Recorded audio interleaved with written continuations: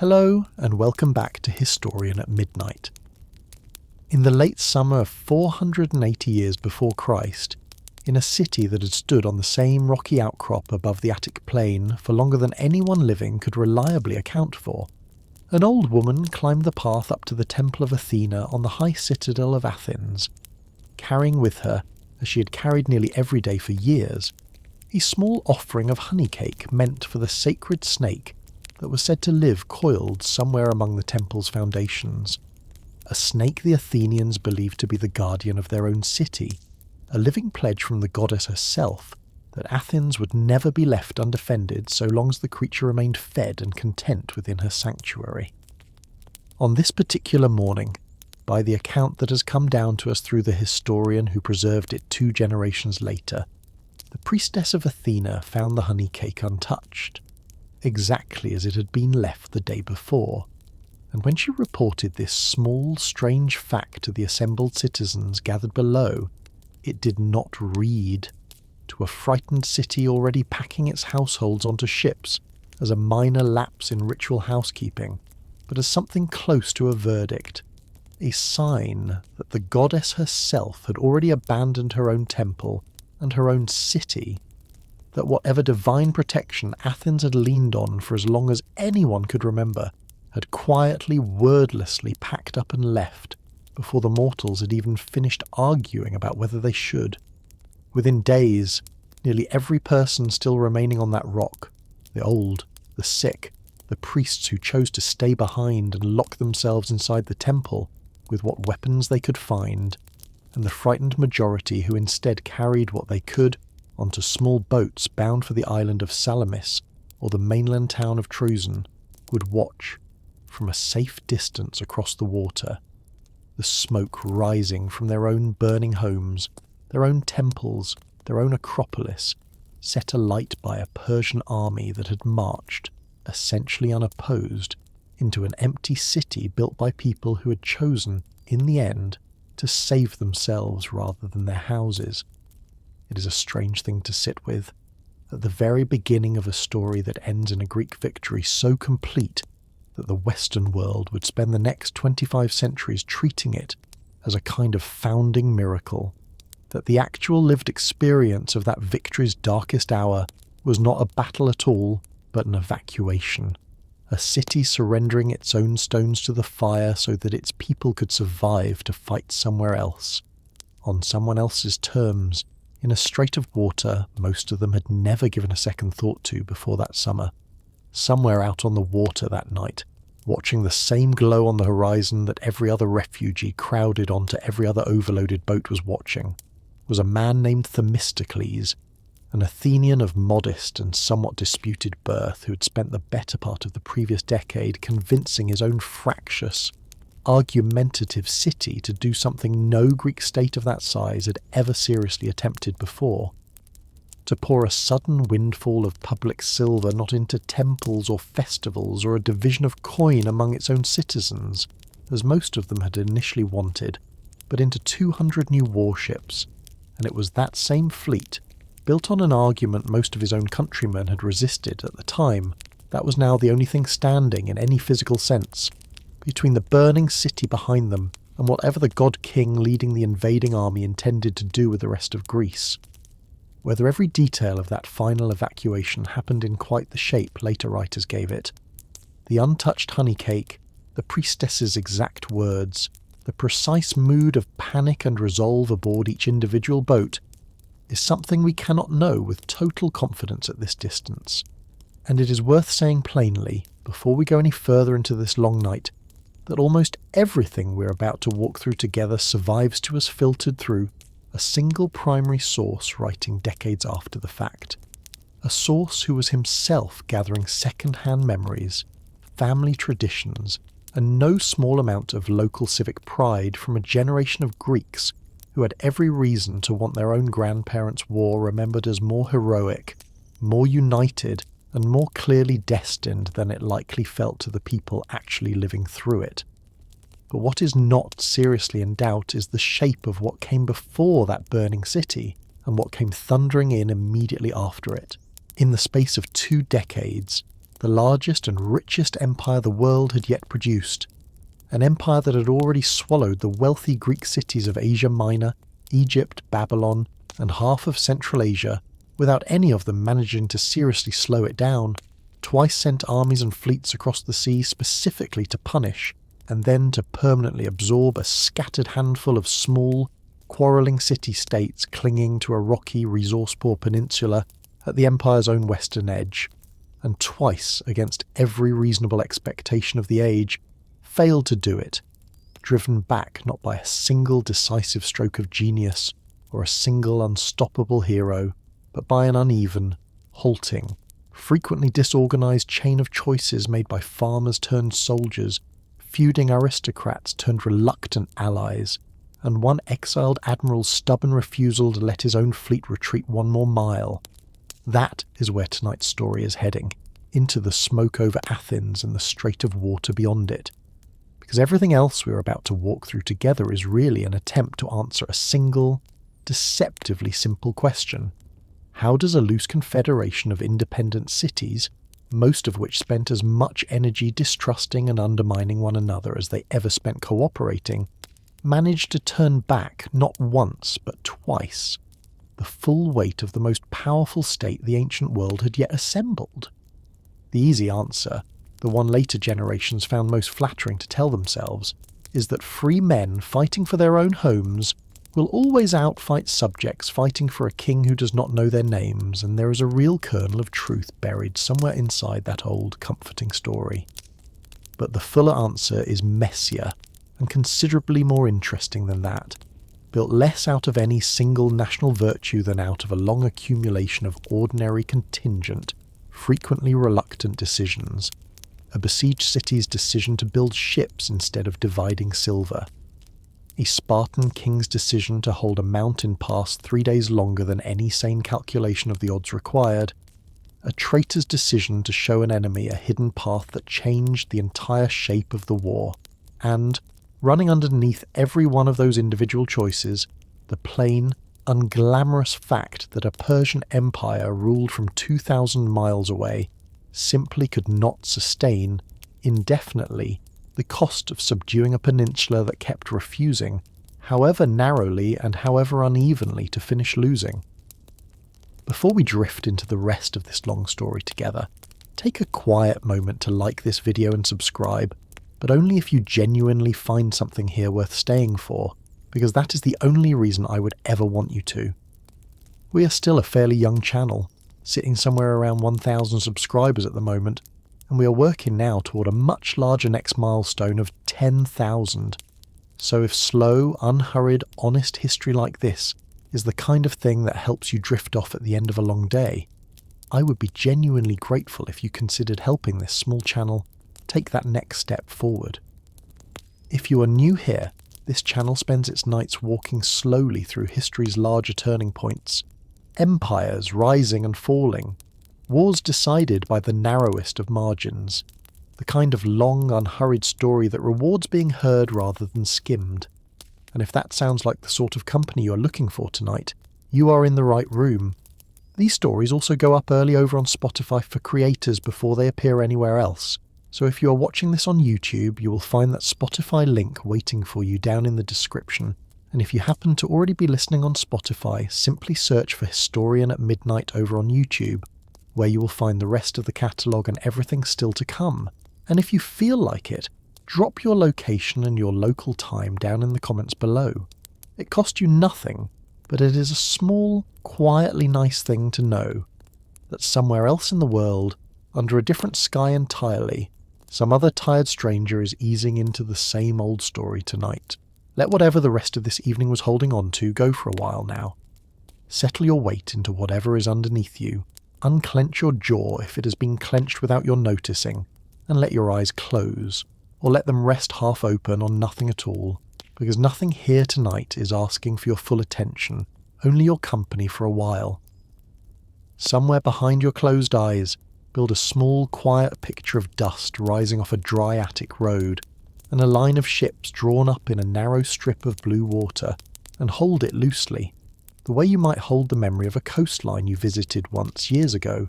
half forgotten now except for the light on the water, and let that picture carry you, slowly and without any particular hurry, into the long, tense, improbable story of how a scattered handful of quarrelling Greek cities held off the largest empire in the world, twice, and in doing so kept alive, almost by accident, the fragile beginnings of an idea about self-government that the world has never entirely let go of since. An empire already vast before it had ever heard of Athens. Long before a single Persian soldier ever set foot on Greek soil, the empire that would eventually send them there had already grown, in the space of barely 2 generations, from a modest Persian tribal kingdom in the highlands of what is now southern Iran into the largest and most administratively ambitious state the ancient Near East had yet produced, a transformation set in motion by a king named Cyrus, whom later Persian tradition, and even a considerable number of the very Greek and Jewish writers whose own peoples he conquered or liberated, would remember as something close to a model of enlightened, restrained kingship, rather than the ordinary grasping conqueror his own military record might otherwise suggest. Cyrus overthrew his own Median overlords around the middle of the 6th century before Christ, absorbed the fabulously wealthy kingdom of Lydia and its legendarily rich king Croesus not long afterward, in a campaign later Greek writers would mine for its own moral lessons about the fragility of good fortune, and went on to conquer Babylon itself, the oldest and most prestigious city in the entire Near Eastern world, reportedly without a serious fight, before dying, according to differing ancient traditions, either peacefully in his own bed or violently on campaign against nomadic tribes at the empire's eastern frontier. His son Cambyses extended the family's conquest further still, adding Egypt to the growing empire in a campaign remembered by later Greek sources chiefly for a string of lurid, almost certainly exaggerated stories about Cambyses' own instability and cruelty toward Egyptian religious custom, before dying suddenly and somewhat mysteriously on his own journey home, an event that plunged the young empire into a genuine succession crisis, a usurper claiming to be Cambyses' own brother seizing the throne before being exposed, according to the official version the new regime itself later promoted as an impostor entirely, a Magian priest impersonating a dead prince, and struck down in turn by a group of 7 Persian noblemen,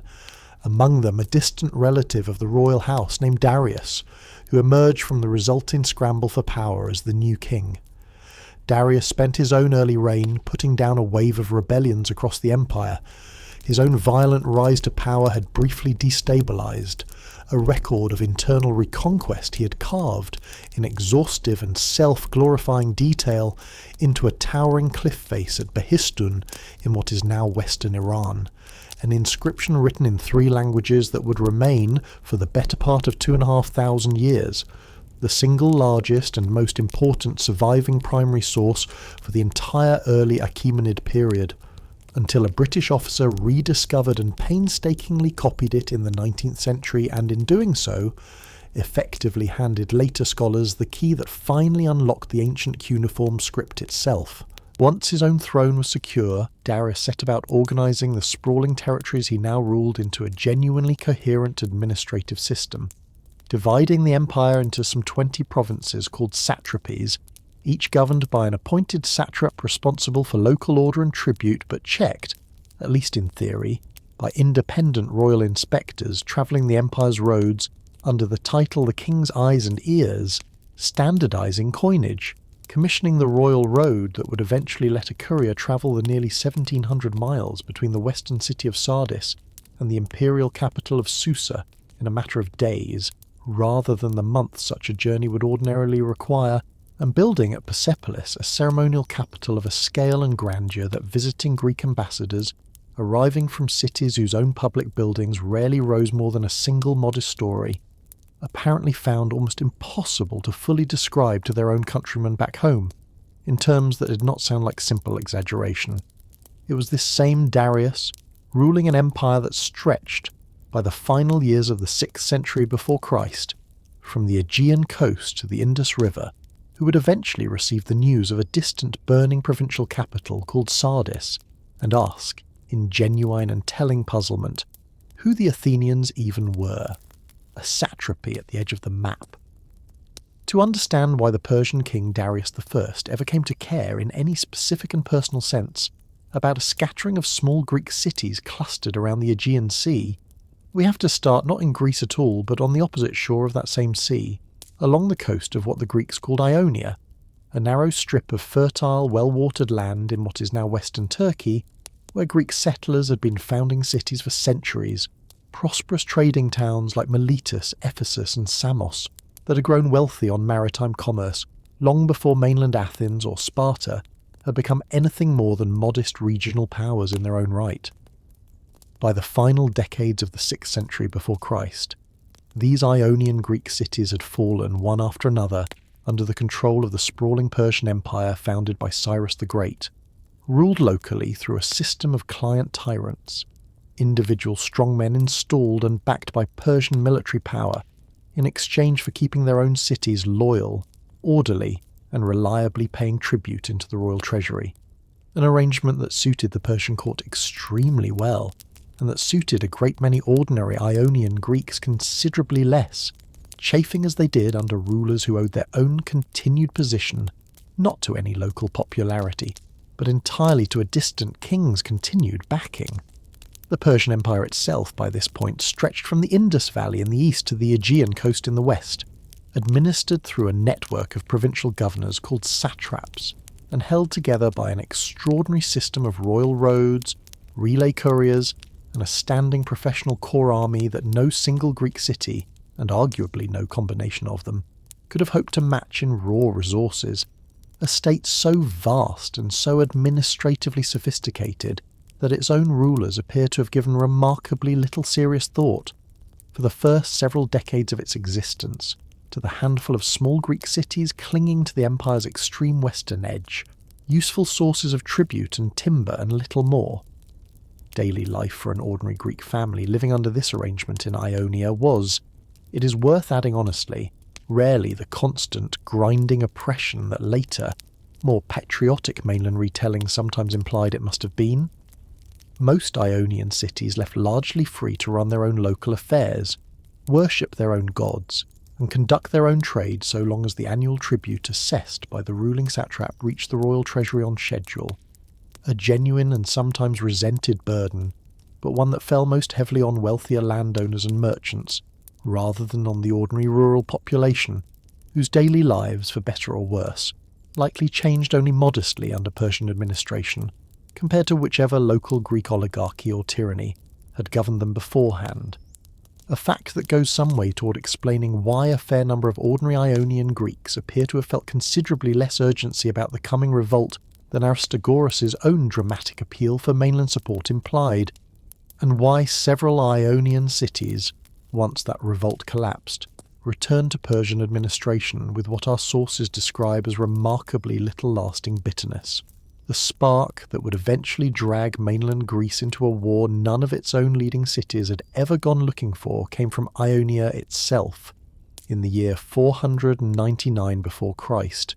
when Aristagoras, the Persian-backed tyrant of Miletus, having badly overreached in an unrelated military expedition against the island of Naxos, and finding himself suddenly out of favour with his own Persian superiors, and in real danger of losing his position, made the calculated decision to get ahead of his own downfall by doing something considerably more dramatic, renouncing his tyranny, declaring Miletus a free city, and inviting the rest of Ionia to rise in open revolt against Persian rule alongside him, a gamble that succeeded in its immediate aim far more thoroughly than Aristagoras himself likely expected, with city after Ionian city expelling its own Persian-backed tyrant and joining the uprising within a matter of months. Recognising that the Ionian cities alone stood little realistic chance of holding off the full weight of Persian retaliation, Aristagoras sailed to the Greek mainland seeking military support, first to Sparta, where the story that survives has him unrolling a map of the known world before the Spartan king Cleomenes, and describing, with what appears to have been genuine and slightly reckless enthusiasm, the fabulous wealth waiting to be won by marching inland toward the Persian capital, an offer Cleomenes reportedly rejected on the spot the moment he learned just how far such a march would actually have to travel from the sea, famously asking how many days' journey it was from the coast to the Persian king's own palace, and, on being told it was a matter of months rather than days, ordering Aristagoras out of Sparta before sundown. Athens proved considerably more receptive, partly out of a genuine sense of kinship with fellow Ionian Greeks, and partly, if the later tradition is to be believed, out of Aristagoras' own shrewd calculation that a democratic assembly of many thousands of ordinary citizens, freshly proud of having overthrown its own tyrant only a few years earlier, might prove easier to persuade with a stirring speech than a single sceptical Spartan king ever would,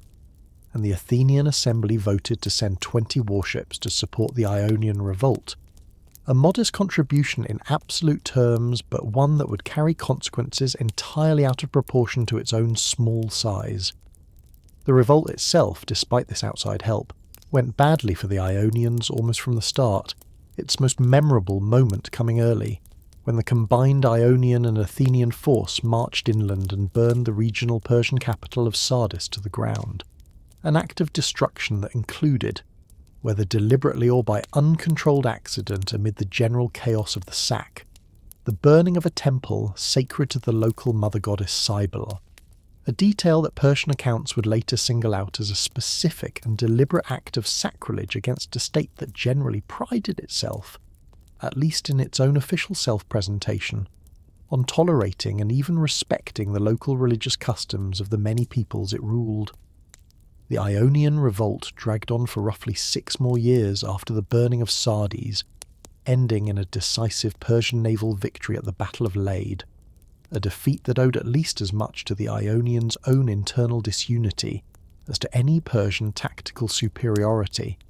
An Ionian commander named Dionysius of Phocaea, having spent the weeks before the battle drilling the assembled allied crews in exhausting daily manoeuvres that the ship's own exhausted mutinous rowers eventually simply refused to continue, and the fleet of the wealthy island of Samos, whose own leading citizens had already opened secret negotiations with the Persian side, abandoning the battle line entirely at the moment of contact and sailing home, rather than risk their own city for a cause its rowers had already privately decided was lost, a betrayal that broke the remaining Ionian resistance within a single afternoon, and that stands as an early uncomfortable preview of exactly the kind of fractured, self-interested Greek cooperation that would very nearly doom the mainland resistance to Persia as well, roughly a decade later, and the eventual brutal reconquest and resettlement of Miletus itself, a city that had, only a few years earlier, effectively started the entire conflict. And it is worth naming plainly that the human cost of that final reconquest fell overwhelmingly on ordinary Ionian Greeks rather than on the mainland allies, who had briefly and then permanently withdrawn their support, men killed in the fighting, women and children sold into slavery or deported deep into the Persian interior, an old and recurring pattern in ancient warfare, in which the people who pay the steepest price for a war are rarely the same people whose political calculations actually started it. But the burning of Sardis, small as it was in the overall military balance of the revolt, appears to have left a genuinely lasting impression on the Persian king Darius, and the story that survives, whether embellished in the retelling or reported with real accuracy, says that on hearing the news he asked who the Athenians even were,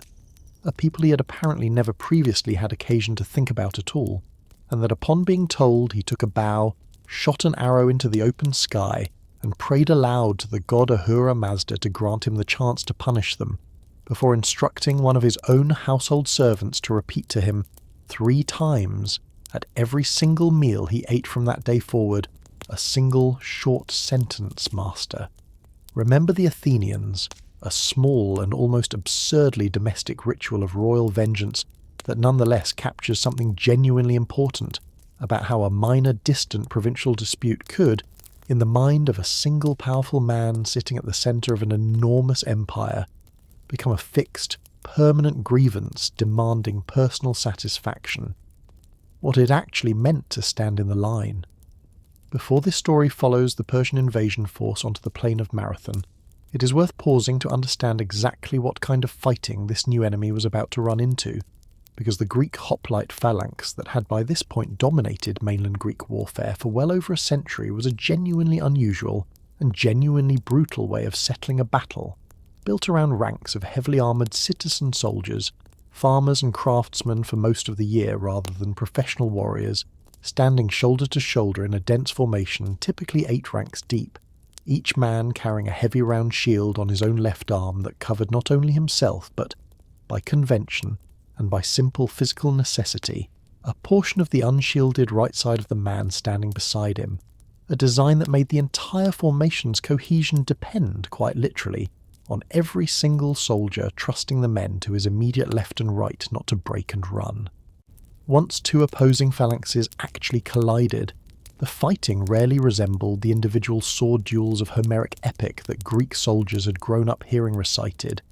dissolving instead into something closer to an enormous grinding rugby scrum known to modern historians by the Greek word othismos,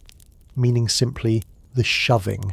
entire files of men pressing their own shields into the backs of the ranks ahead of them in an effort to physically shove the opposing line backward and break its formation,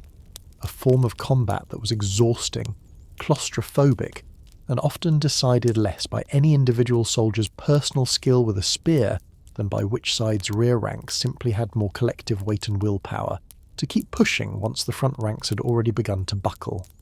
It was a style of warfare that Greek city-states had spent generations refining against one another in small, seasonal border wars fought by farmers who returned to their own fields once the fighting season ended, and it was about to be tested, for the very first time on any meaningful scale, against a Persian army built around an entirely different military tradition, lighter infantry, powerful massed archery and cavalry, that had never before had reason to take this particular kind of stubborn, densely packed Greek infantry seriously as a threat. 10,000 men on a dusty plain. Darius's first attempt at settling that grievance, launched in 490 before Christ, sent a Persian fleet and army across the Aegean under the command of 2 experienced generals, Datis and Artaphernes, with instructions that went considerably beyond simply punishing Athens for its role in the Ionian Revolt. Carrying with the invasion force the elderly exiled former Athenian tyrant Hippias,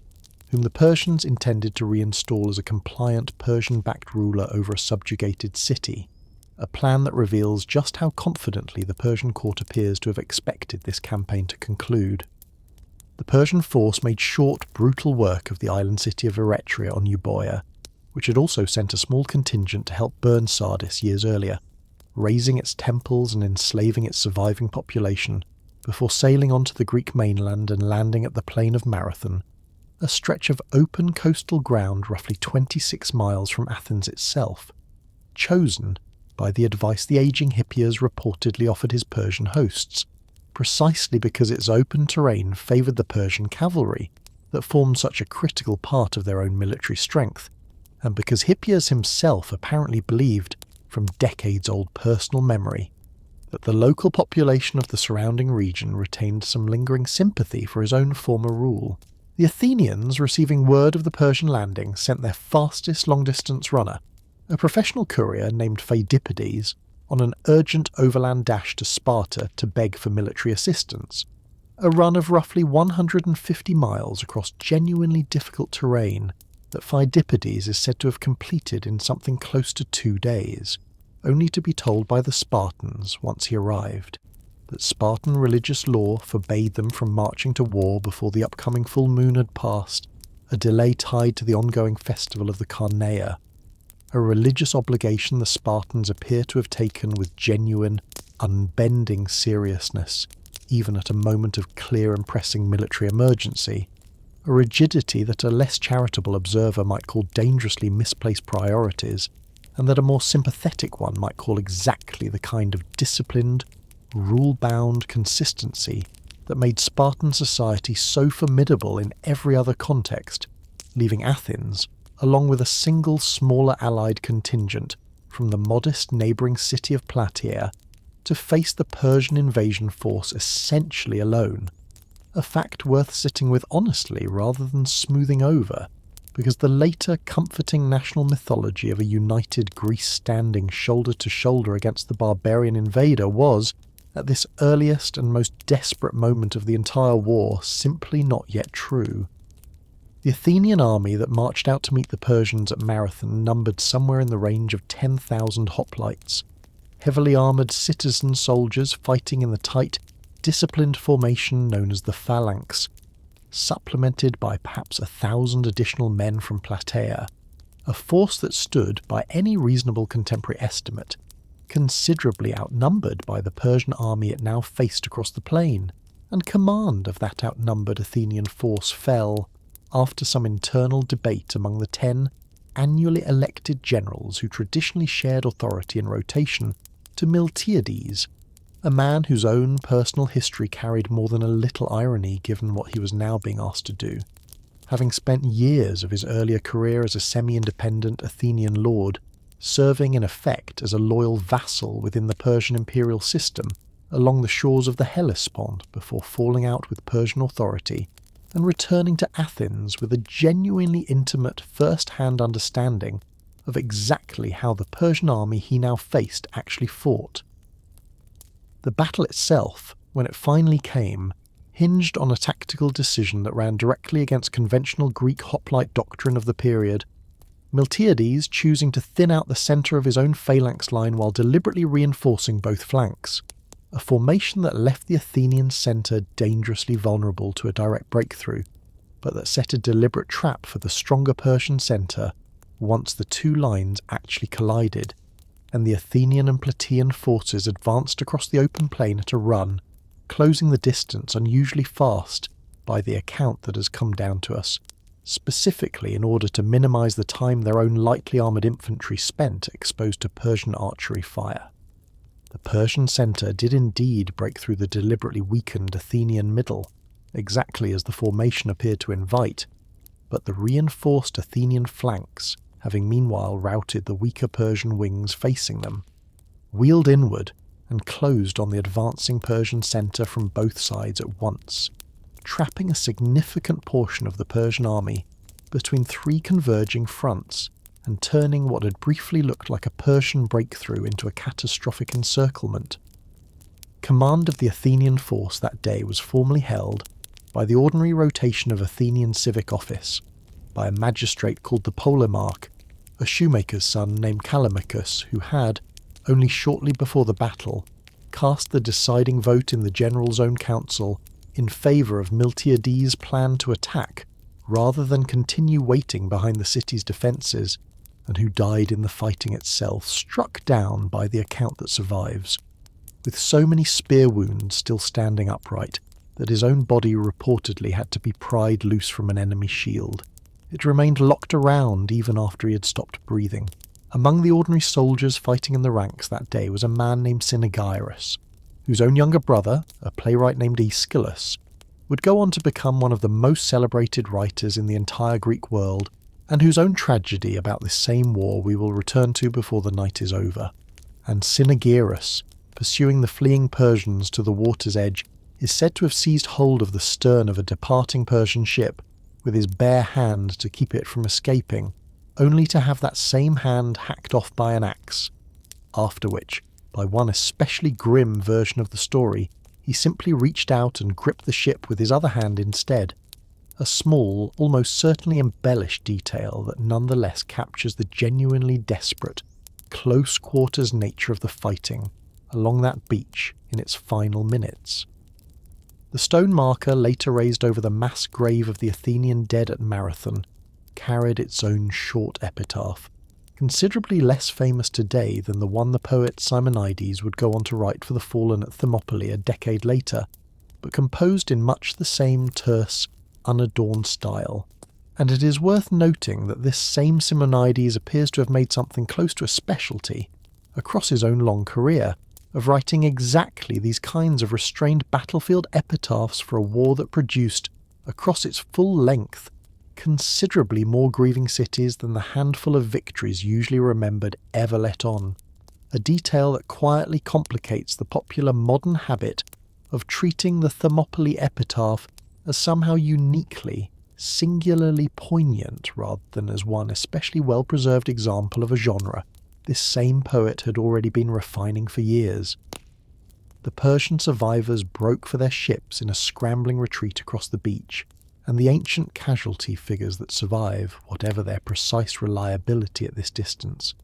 describe something close to a lopsided massacre.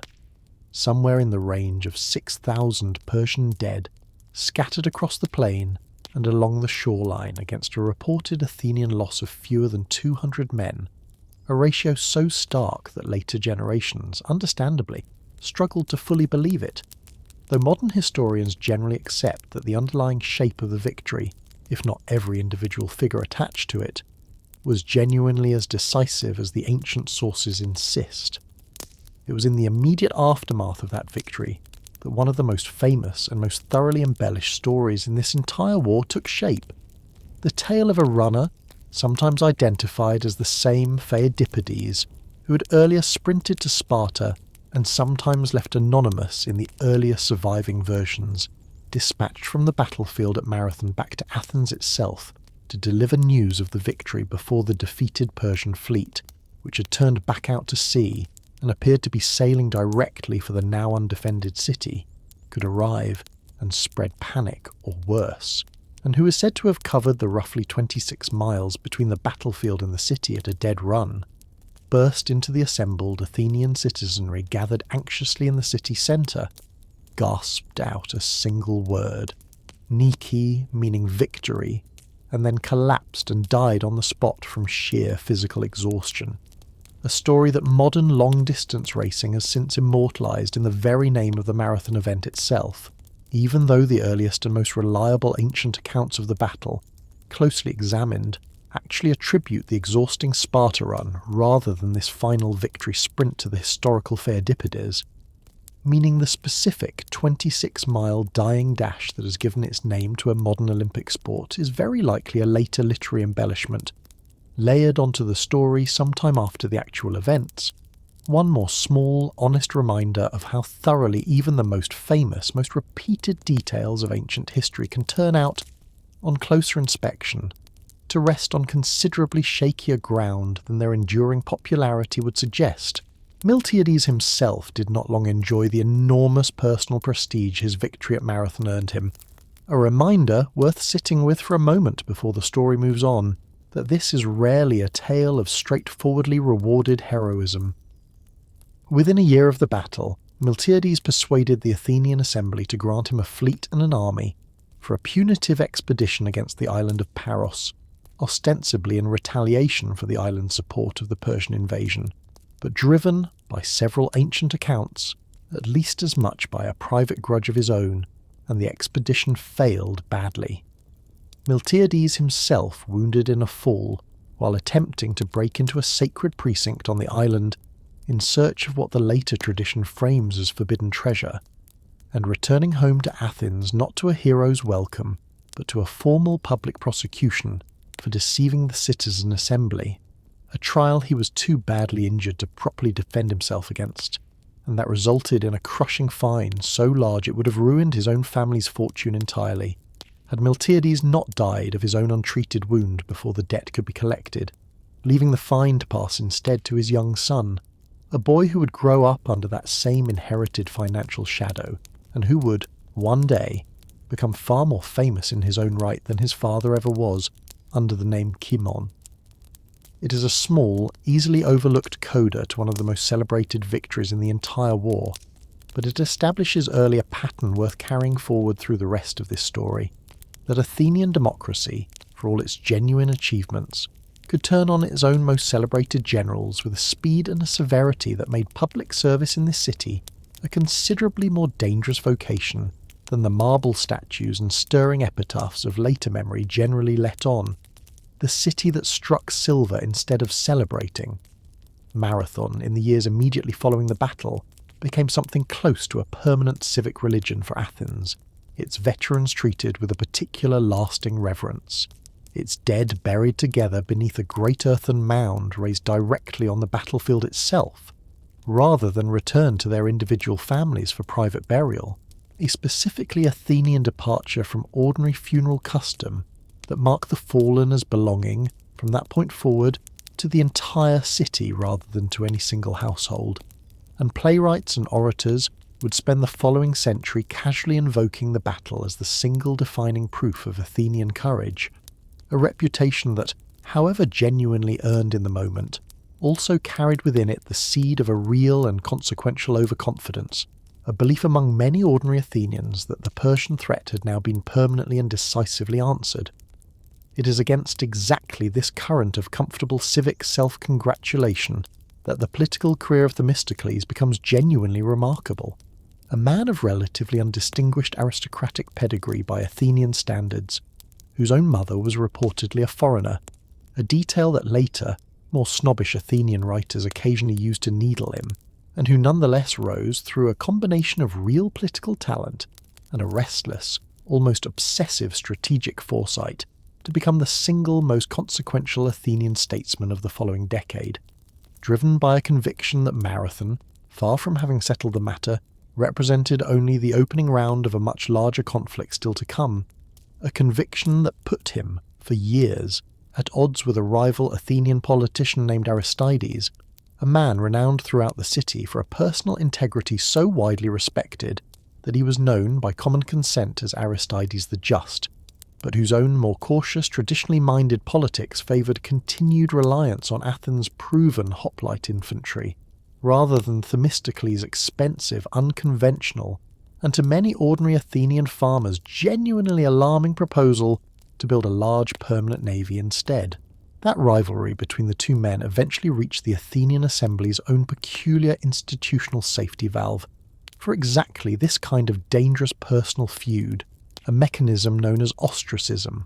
by which the citizen body could vote once a year and without any formal charge, trial or specific accusation required to send a single named individual into 10 years of exile. The vote conducted by having each citizen scratch the name of whoever they judged most dangerous to the city's own political stability onto a broken piece of pottery called an ostracon, and it was Aristides, not Themistocles, whom the Athenians eventually chose to exile through exactly this process in the year 482 before Christ, in a vote that one small, much-loved anecdote captures with particular poignancy. An illiterate citizen reportedly approaching a stranger in the voting crowd and asking him to scratch the name Aristides onto his own ostracon, and when the stranger, not recognising the man he was speaking to, asked what grievance he personally held against Aristides, the citizen is said to have answered simply that he was tired of hearing the man called the Just everywhere he went, and Aristides, the story goes, wrote his own name onto the shard without a word of complaint, and walked quietly into exile, a vivid human illustration of just how easily a democracy's own best safeguards against tyranny could tip over into something closer to simple, corrosive envy, and one that cleared the political field for Themistocles' own naval programme to proceed largely unopposed in the years immediately before the war's second and far larger chapter began. The opportunity Themistocles needed arrived, almost by pure geological accident, in the form of a rich new vein of silver ore discovered at the state-owned mines of Laurion in southern Attica around 483 before Christ. A windfall large enough that the ordinary expectation among most Athenian citizens was that it would simply be divided as a direct cash payment among the citizenry, a proposal that would have been, in the strictly immediate short-term sense, a genuinely popular and defensible use of sudden public wealth. Themistocles instead persuaded the Athenian assembly, through what ancient writers describe as a combination of shrewd argument and considerable personal political capital, to redirect that entire windfall into the construction of 200 new triremes, sleek, fast, oar-driven warships built for ramming and boarding rather than for slow, grinding attrition, publicly justifying the enormous expense to a sceptical citizenry not by naming the Persian threat directly, which risked sounding alarmist after the recent triumph at Marathon. but by pointing instead to Athens' long-running and genuinely bitter local rivalry with the nearby island of Aegina, a smaller but commercially formidable maritime rival with which Athens had fought an inconclusive simmering conflict for years, a far more immediately palatable justification for a fleet that Themistocles himself, by every indication the ancient sources give us, was actually building with a much larger and much more distant enemy already firmly in mind. It is worth pausing honestly on just how contingent this single political decision turned out to be,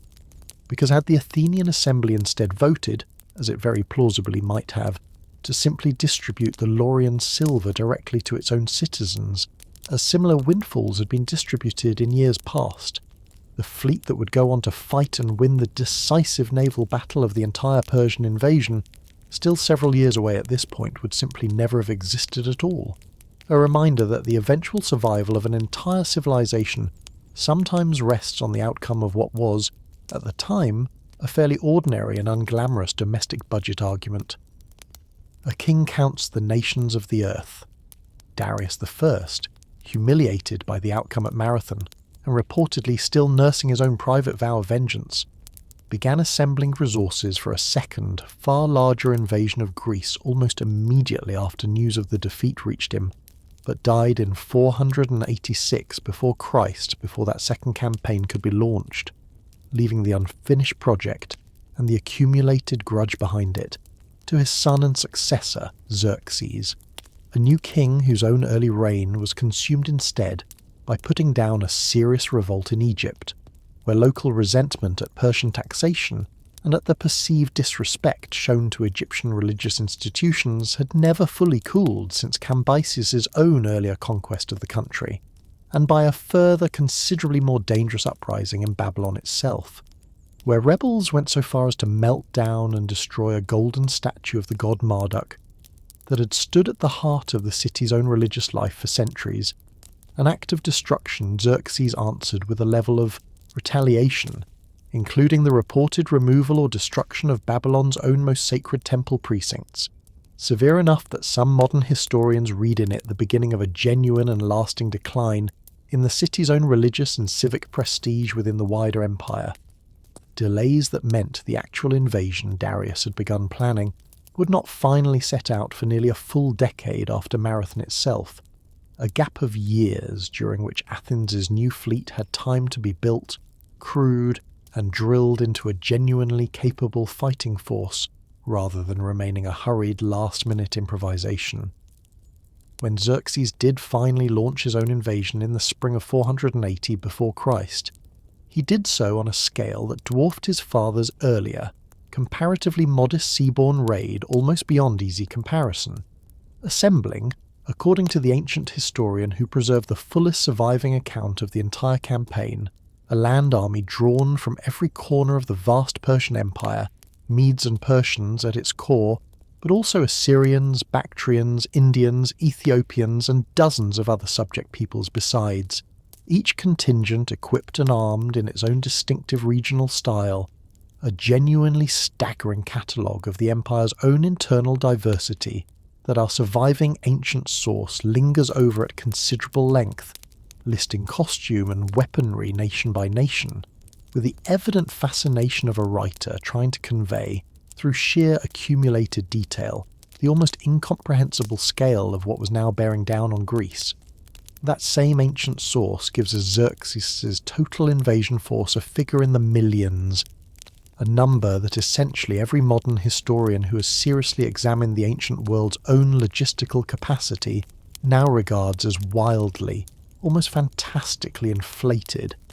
An army of that literal size would have required supply lines and daily provisioning on a scale no pre-modern state anywhere in the world could plausibly have sustained even briefly, let alone across a multi-month campaign, and most careful modern estimates instead place the actual invading land force somewhere in the considerably more modest,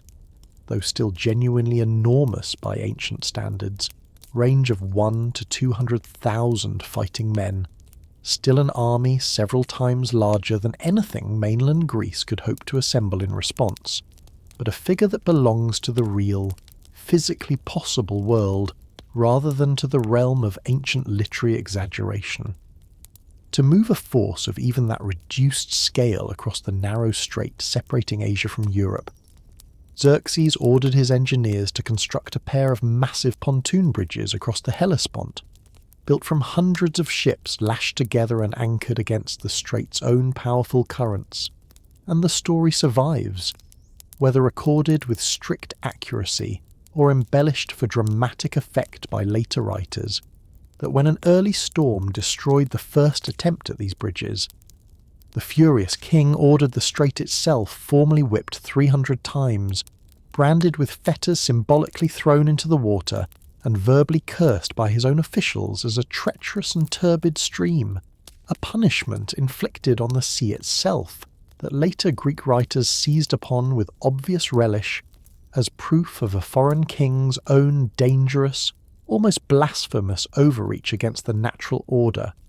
a man so accustomed to unlimited earthly power that he apparently expected the ocean itself to submit to his personal will the same way his own human subjects did. And yet the same ancient source that preserves this story of petty royal rage against the sea also preserves, from the very same crossing, a considerably more reflective and genuinely sympathetic portrait of the king, describing Xerxes reviewing his own assembled army and fleet from a marble throne overlooking the strait at Abydos, taking evident pride at first in the sheer scale of what he had assembled, before suddenly bursting into tears, and when his own uncle, startled, asked what had brought on this unexpected grief in the middle of such a triumphant occasion, Xerxes is said to have answered that he had been struck by a sudden, sobering awareness of human mortality, reflecting that of all the vast multitude of men now spread out below him, not one would still be alive in 100 years' time, a moment of genuine, almost philosophical melancholy from a man the rest of the surviving tradition mostly remembers for cruelty and overreach, and one worth holding on to precisely because it refuses to let even this story's most obvious villain collapse into a simple, one-dimensional monster. Further north, Xerxes' engineers spent 3 full years cutting an artificial canal through the narrow neck of the Athos Peninsula, a project undertaken specifically to avoid sending his invasion fleet around the same treacherous headland where a previous Persian fleet, under Xerxes' father Darius, had been wrecked by a sudden storm years earlier. A genuinely staggering feat of ancient engineering that some later Greek writers, disbelieving that any practical military necessity could justify such an enormous undertaking, dismissed outright as an act of pure royal vanity, though the archaeological remains of the canal, still traceable on the ground today, confirm that it was very real and very deliberately built. Before the invasion force ever crossed into Europe, the ancient sources preserve a handful of smaller, more intimate anecdotes from along the march that reveal a good deal about the character of the king now leading it. A fabulously wealthy Lydian nobleman named Pythias, hoping to honour Xerxes as the royal army passed through his own territory, offered to personally fund the entire remaining cost of the campaign out of his own private fortune, an offer Xerxes graciously declined while accepting a smaller token gift instead. But when Pythias later asked, as a father's single, personal favour in return, that his eldest of 5 sons be excused from the coming campaign to remain behind and support him in his old age, Xerxes' reaction curdled instantly from generosity into a fury the ancient source records in genuinely disturbing detail, ordering the young man seized, cut in half, and the 2 halves of his body laid out on either side of the road so that the entire Persian army could march directly between them. A piece of theatre seemingly intended to remind every soldier in the column, in the starkest possible terms, exactly whose property their own lives and bodies now belong to for the duration of the campaign. At the Thracian city of Doriscus, Xerxes ordered a formal muster and review of his assembled forces, a logistical undertaking the ancient source describes through an almost comically literal method, 10,000 men packed as tightly as possible into a marked enclosure, and then counted by having the resulting mass repeatedly refill the same enclosure until the entire army had been tallied by simple multiplication, a method that tells us less about the actual precision of ancient Persian record-keeping than about how genuinely difficult it was for anyone standing on the ground at the time to grasp the true size of the force moving past them by any means other than rough approximation.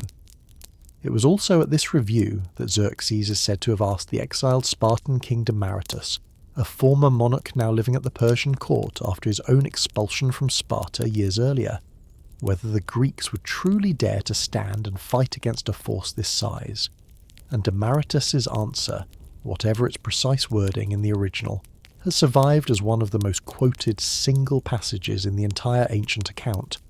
that the Spartans, though free, were not free in every sense, since law stood over them as a master more absolute than any King Xerxes himself commanded, a law that would compel them to hold their ground and die where they stood rather than flee no matter the odds arrayed against them, a warning Xerxes reportedly found so implausible that he laughed outright, and that events at a narrow mountain pass only a few months later would prove, at considerable cost to his own army, to have been entirely accurate. Among the many subordinate commanders Xerxes brought with him on the campaign was a woman, Artemisia, the ruling queen of Halicarnassus, a Greek city under Persian dominion whose own late husband's death had left her holding the throne in her own right, and who commanded a squadron of her own ships within the Persian fleet, with what our principal ancient source, himself a native of that same city, writing a generation later with evident local pride, describes as a level of shrewd, clear-eyed strategic judgment that consistently outstripped that of every one of Xerxes' own male commanders, a genuinely striking detail in an ancient military narrative otherwise populated almost entirely by men, and one that will matter again before this story reaches the Strait of Salamis. What it actually looked, sounded, and smelled like to stand along the roadside and watch this army pass deserves a moment of its own, because for every anecdote about kings and queens and captured commanders, the invasion was, for the hundreds of thousands of ordinary people it rolled through, first and foremost a simple, overwhelming physical event. Our principal ancient source, drawing on stories that had clearly grown somewhat in the telling by the time they reached him, describes entire rivers along the army's route through Thrace and Macedonia being drunk dry by the sheer volume of men and pack animals passing through in a single day, a claim modern historians generally treat as an exaggeration, born of genuine local memory of real, severe strain on regional water supplies rather than literal fact, but one that captures something true regardless about the sheer, almost incomprehensible logistical footprint of moving a force of that size across hundreds of miles of allied and hostile territory alike. Xerxes' own planners had spent years positioning supply depots along the intended route in advance of the army's actual arrival, stockpiling grain, salted meat, and wine at fixed points specifically, so the invasion force would not need to strip the countryside bare as it passed. A genuinely sophisticated piece of long-range logistical planning that several of the smaller Thracian and Greek communities forced to host and provision, the army nonetheless found utterly ruinous in practice. One town near the Hellespont reportedly reduced to such desperate expense, feeding the passing army for a single day, that its own leading citizen quietly fled the district afterward, rather than face his neighbour's anger over the debts the visit had left behind. Dust from the column was said to be visible rising above the horizon a full day's travel before the army itself came into view, and the noise, by every surviving description, was less the ordered march of a modern military parade than the sprawling, multilingual clamour of an entire portable nation on the move. Persian officers shouting orders in a language most of the subject contingents marching under them could not understand.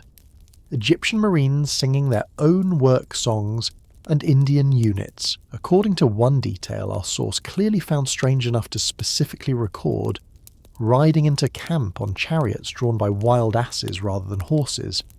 an army that was, in the truest and most literal sense, the entire known world compressed into a single moving column, dragging itself slowly and expensively toward a peninsula whose own population had, until fairly recently, given the empire behind that column, almost no thought at all.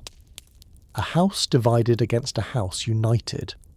News of Xerxes' coming invasion reached the Greek mainland well in advance of the army itself, and in the autumn of 481 before Christ, representatives from roughly 30 Greek city-states, a genuinely unprecedented gathering given how rarely the fiercely independent and frequently warring Greek poli ever managed to cooperate on anything at all, met at Corinth to form a defensive alliance against the coming Persian invasion,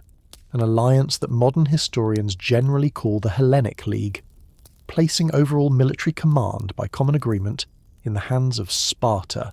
the single most respected land power in the Greek world, and a state whose entire social and educational system had been organised for generations around producing the finest heavy infantry the Greek world had yet seen.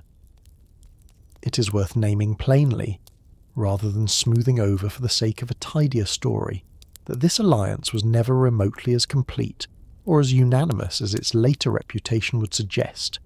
Several genuinely significant Greek states, including the wealthy and militarily capable city of Argos, nursing its own old grievances against Spartan power, and the oracle city of Delphi's own priesthood, whose exact allegiances during the crisis remained genuinely murky, initially counselled the Greek states consulting it towards something closer to accommodation than resistance, a detail that sits uneasily alongside the sanctuary's later, more triumphant reputation as a centre of pan-Hellenic patriotism, a discomfort that did not stop the very same priesthood from preserving and proudly retelling, once the war had actually been won, a story of the sanctuary's own miraculous deliverance, in which a detachment of Persian troops sent to plunder Delphi's famously enormous accumulated treasures was said to have been turned back by a sudden violent thunderstorm, two great boulders breaking loose from the mountainside above the temple and crushing a number of the advancing soldiers outright, and the ghostly, larger-than-human apparitions of two local heroes said to have joined the fighting against the invaders, a conveniently self-serving piece of religious propaganda for a sanctuary whose own wartime conduct had been considerably more equivocal than this later. Tidier story of divine protection preferred to admit, and the powerful Boeotian city of Thebes, the second largest city in mainland Greece after Athens itself, would eventually send troops to fight on the Persian side, a fact that later, more triumphant Greek retellings tended to minimise or pass over quickly, understandably reluctant to complicate a story of united national resistance with the inconvenient reality that a meaningful number of Greeks, weighing their own city's survival against near-certain Persian retribution, chose accommodation over resistance, a choice history has generally remembered, not always fairly, under the harsh label of medizing, literally taking the side of the Medes. Seeking divine guidance before committing to war, Athenian representatives travelled to consult the famous oracle of Apollo at Delphi, and received, by the account that survives, an initial response so bleak and so thoroughly discouraging that the delegation, by their own later report, was advised by the temple's own attending priest to return home and simply flee to the ends of the earth, prompting a second, more desperate consultation during which the Pythia, the oracle's own inspired prophetess, delivered a somewhat less apocalyptic but still deeply ambiguous verdict, declaring that Athens would be saved by a wooden wall, along with a further, genuinely unsettling reference to divine Salamis destroying the sons of women,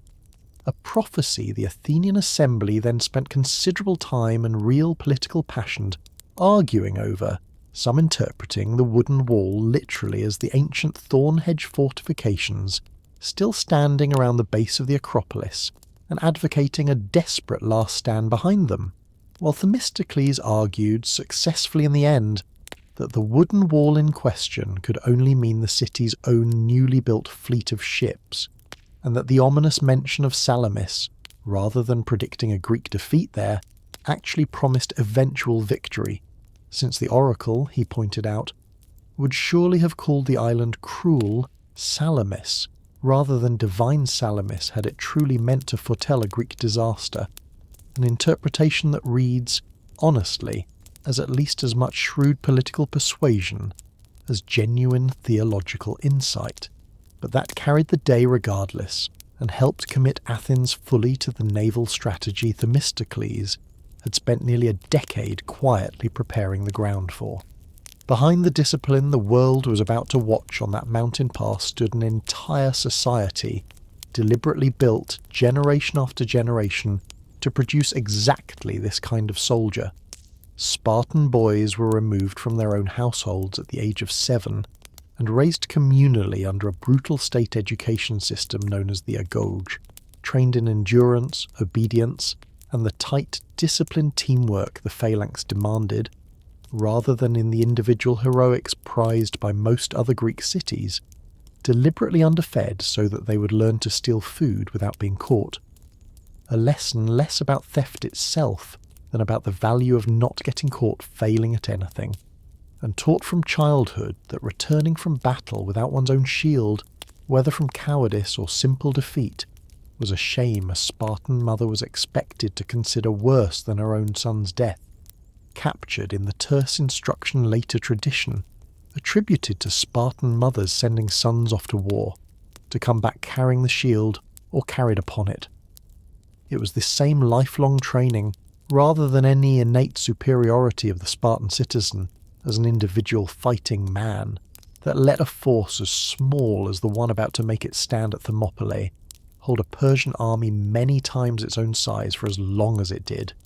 a discipline forged over decades rather than months, and entirely unavailable to the vastly more numerous but far less uniformly drilled subject levies Xerxes had brought with him from every corner of his own empire, 300, and the others history mostly forgot. As Xerxes' invasion force advanced overland toward mainland Greece in the summer of 480 before Christ, the assembled Hellenic League made the decision to try to halt its progress at a narrow coastal pass called Thermopylae,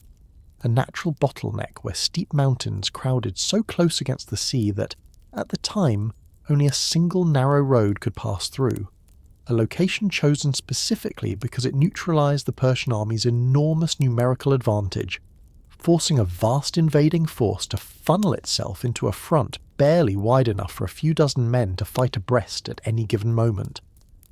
Command of the defending force at the pass fell to the Spartan king Leonidas, who led, according to the fullest surviving account, a personal bodyguard of exactly 300 Spartan citizen soldiers, a number the ancient source tells us Leonidas deliberately selected only from among men who already had living sons. A grim and telling detail suggesting that Leonidas himself may have understood, from the very outset of the expedition, that this force was never intended to return home. A handful of small exchanges from the days immediately before the fighting began have survived in the retelling, precisely because they capture, in a single compressed line, the particular flavour of Spartan resolve that later centuries would find so endlessly quotable.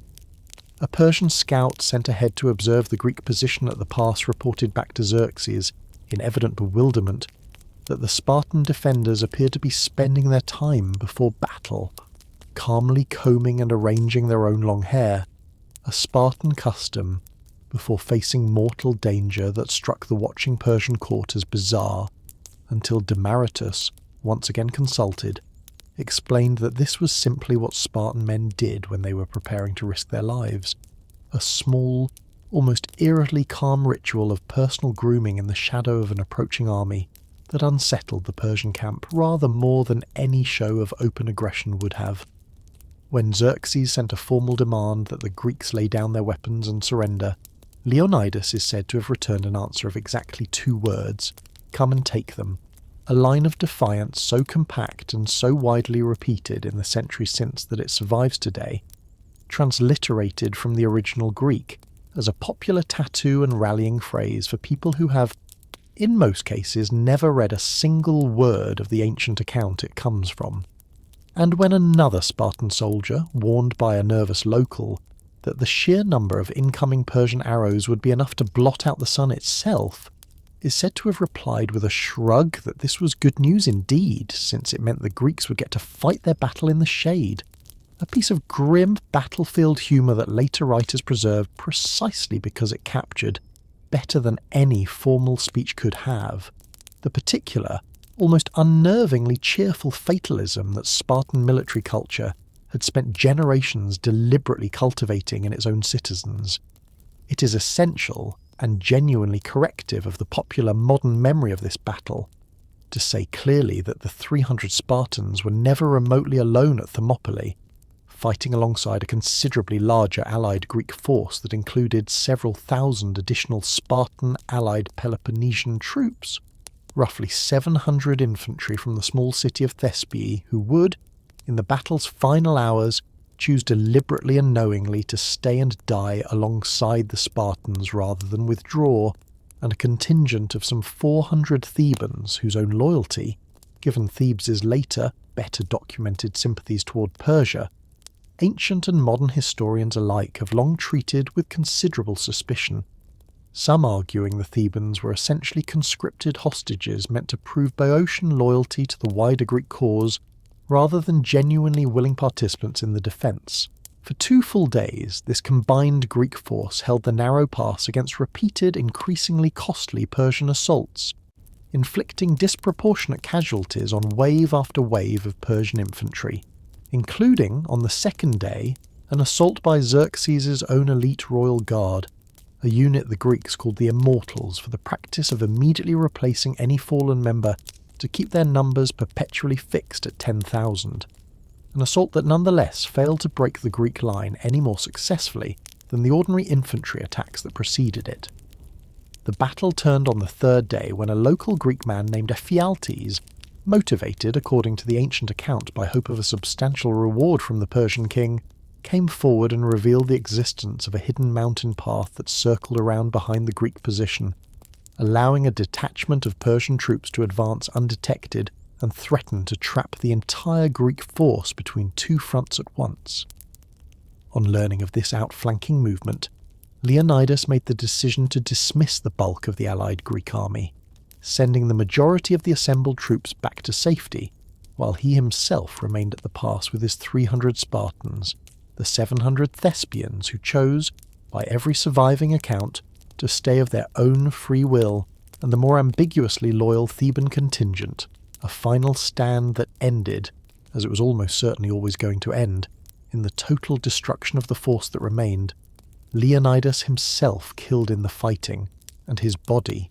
in a final act of calculated humiliation, decapitated and impaled on Xerxes' own personal order, a punishment ancient Persian custom generally reserved for figures the king regarded as having caused in particular personal offence.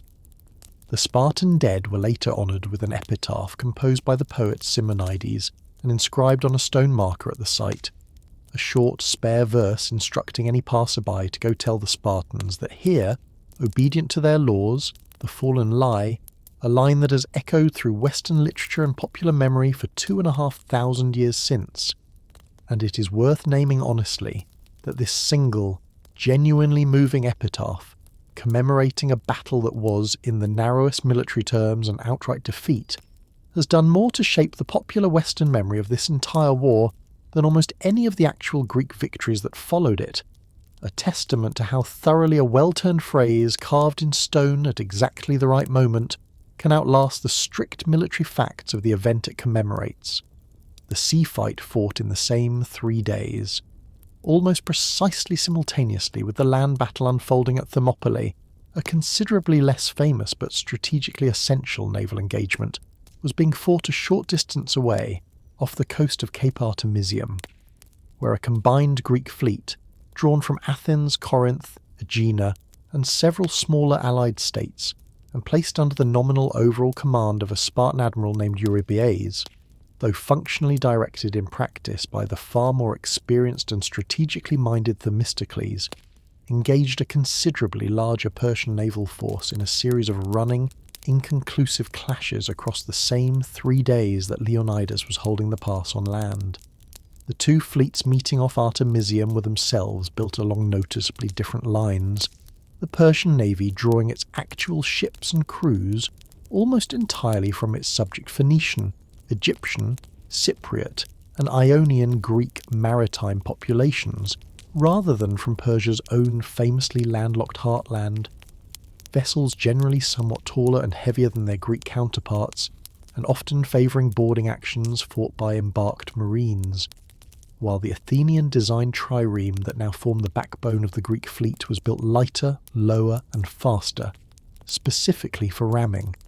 a design philosophy that traded a measure of raw sturdiness for speed and manoeuvrability in exactly the kind of close, confined coastal waters the Greek fleet increasingly sought to fight in,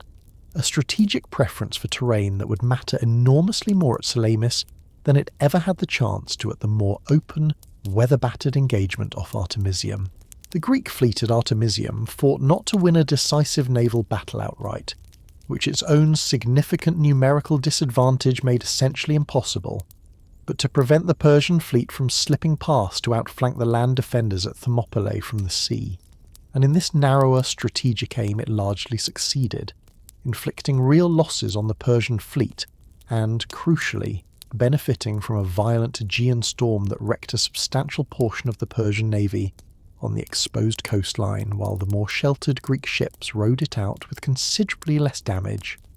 A stroke of pure meteorological luck that did nearly as much to even the naval odds as anything the Greek sailors themselves actually accomplished in direct combat. When word reached the Greek fleet at Artemisium that Thermopylae had fallen and Leonidas was dead, the entire strategic rationale for holding that particular stretch of water evaporated at once, and the Greek ships withdrew southward in good order, setting the stage for the much larger and far more consequential naval confrontation still to come. An empty city and a burning temple, with Thermopylae fallen and the mountain passes into central Greece now standing open, the Persian army advanced essentially unopposed through Boeotia,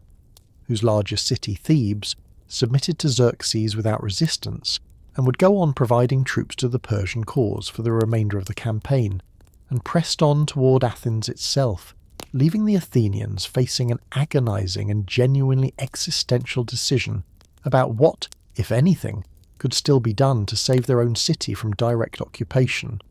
Themistocles, drawing on the ambiguous wooden wall prophecy he had already argued so successfully for a different interpretation of months earlier, persuaded the Athenian assembly to abandon the city entirely, rather than attempt a hopeless last stand behind its own walls, evacuating the overwhelming majority of the civilian population by ship to the nearby island of Salamis and to the friendlier mainland town of Troezen, a decision of genuine and almost unbearable civic difficulty, asking an entire free citizenry to watch their own homes, temples, and ancestral graves left open to an advancing enemy army, on nothing more than the strategic calculation that survival mattered more in the end than the physical stones of the city itself. A small, defiant remnant of Athenians, some too old or too poor to evacuate, and some who simply refused to accept Themistocles' interpretation of the oracle, barricaded themselves atop the Acropolis behind makeshift wooden fortifications, and when the Persian army finally arrived and this last holdout refused to surrender,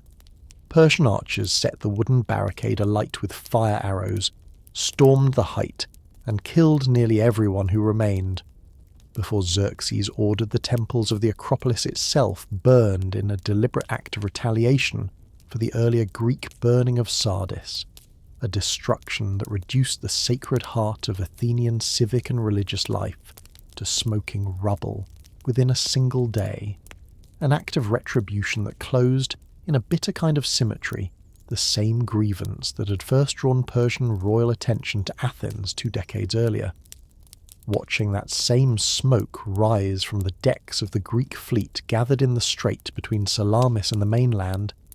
the assembled Greek commanders, according to the account that survives, fell into genuine and bitter disagreement over what to do next,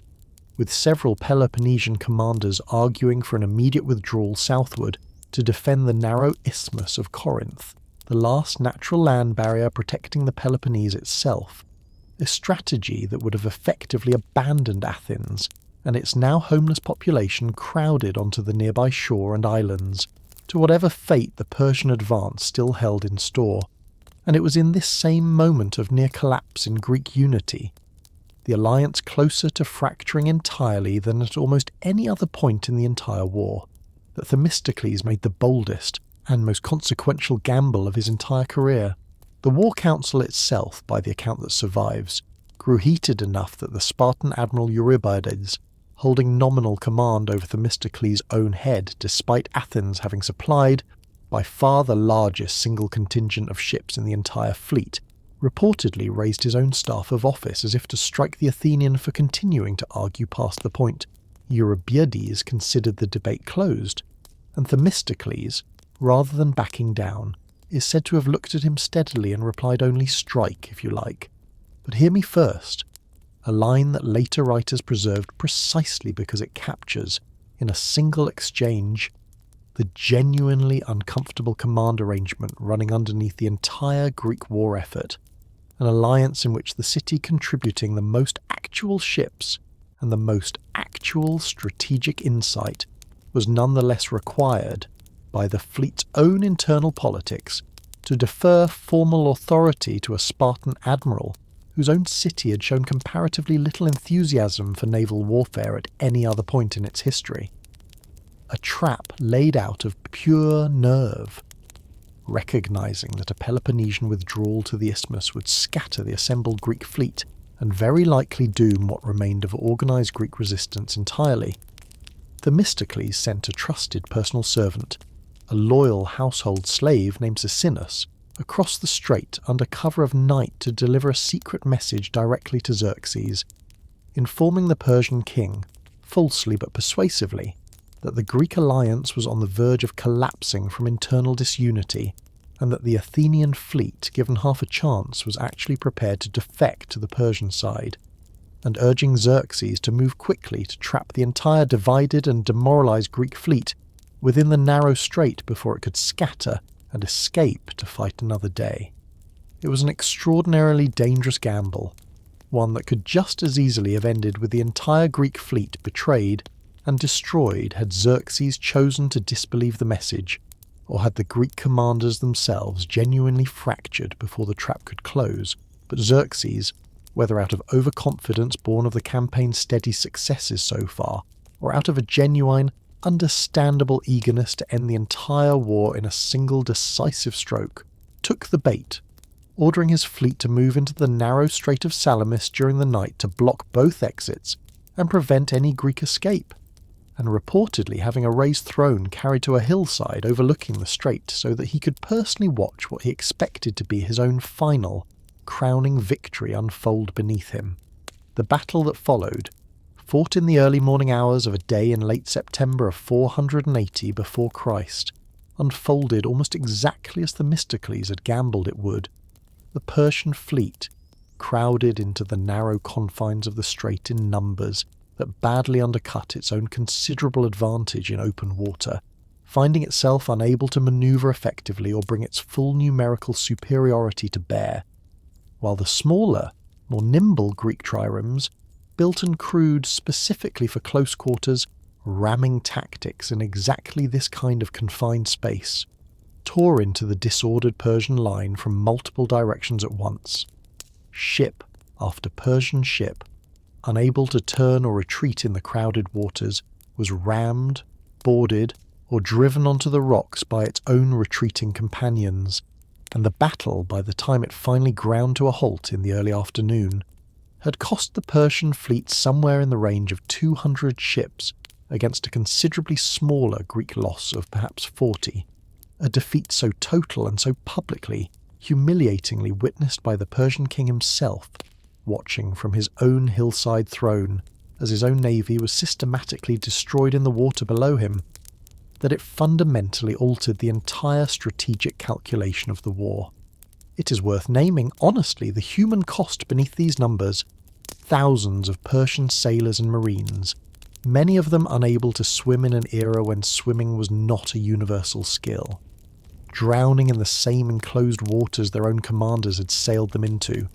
while Greek sailors, fighting far closer to their own home waters and generally more comfortable in the sea itself, suffered proportionally far fewer losses, a grim illustration of how thoroughly geography and local familiarity, rather than any abstract national virtue, shaped the actual, physical experience of dying in this particular battle. Artemisia of Halicarnassus, the same shrewd commander who had impressed Xerxes and unsettled his own rivals during the long march through Thrace,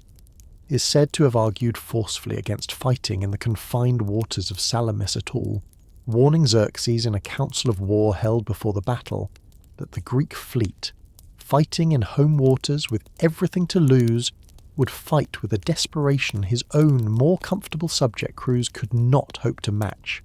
and that the wiser course was to bypass the strait entirely and threaten the Peloponnese by land instead. Letting Greek disunity finish the job Persian ships did not need to risk finishing themselves, advice Xerxes ultimately overrode in favour of the more aggressive commanders around him, who assured him of an easy victory. Once the battle itself turned disastrously against the Persian fleet, Artemisia found her own ship pursued directly by an Athenian vessel, and, in a manoeuvre later, writers record with a mixture of horror and grudging tactical admiration, rammed and sank a nearby ship from her own side rather than be caught, a ship that happened to belong to a rival regional commander with whom she had a personal quarrel, a piece of ruthless improvisation that succeeded on two levels at once, since the pursuing Athenian captain, seeing her vessel ram what he assumed must be an enemy ship, broke off his own pursuit believing her to be fighting for the Greek side, while Xerxes, watching the entire episode from his hillside throne, and unable to tell at that distance whose ship had actually been sunk, is said to have remarked to those around him, in a line ancient and modern audiences alike have found impossible to resist repeating,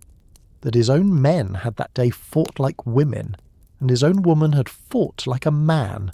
a single sharp sentence that later writers took as a fitting, almost literary judgment on an entire battle in which nearly everything the Persian king had confidently expected to happen had instead happened in precisely the opposite direction. The king who watched himself lose. Xerxes' response to witnessing this catastrophic defeat unfold in person was to withdraw the bulk of his own army back toward Asia almost immediately, partly out of a real and reasonable fear that the Greek fleet, now freed from the threat that had pinned it in the strait, might sail north and destroy the pontoon bridges across the Hellespont, stranding his entire land army on the wrong side of the water, and partly, several ancient sources suggest, out of a more personal, less strategically calculated desire to distance himself from a defeat he had witnessed with his own eyes, and could no longer plausibly frame, to his own court or to history, as anything other than a genuine and humiliating royal failure.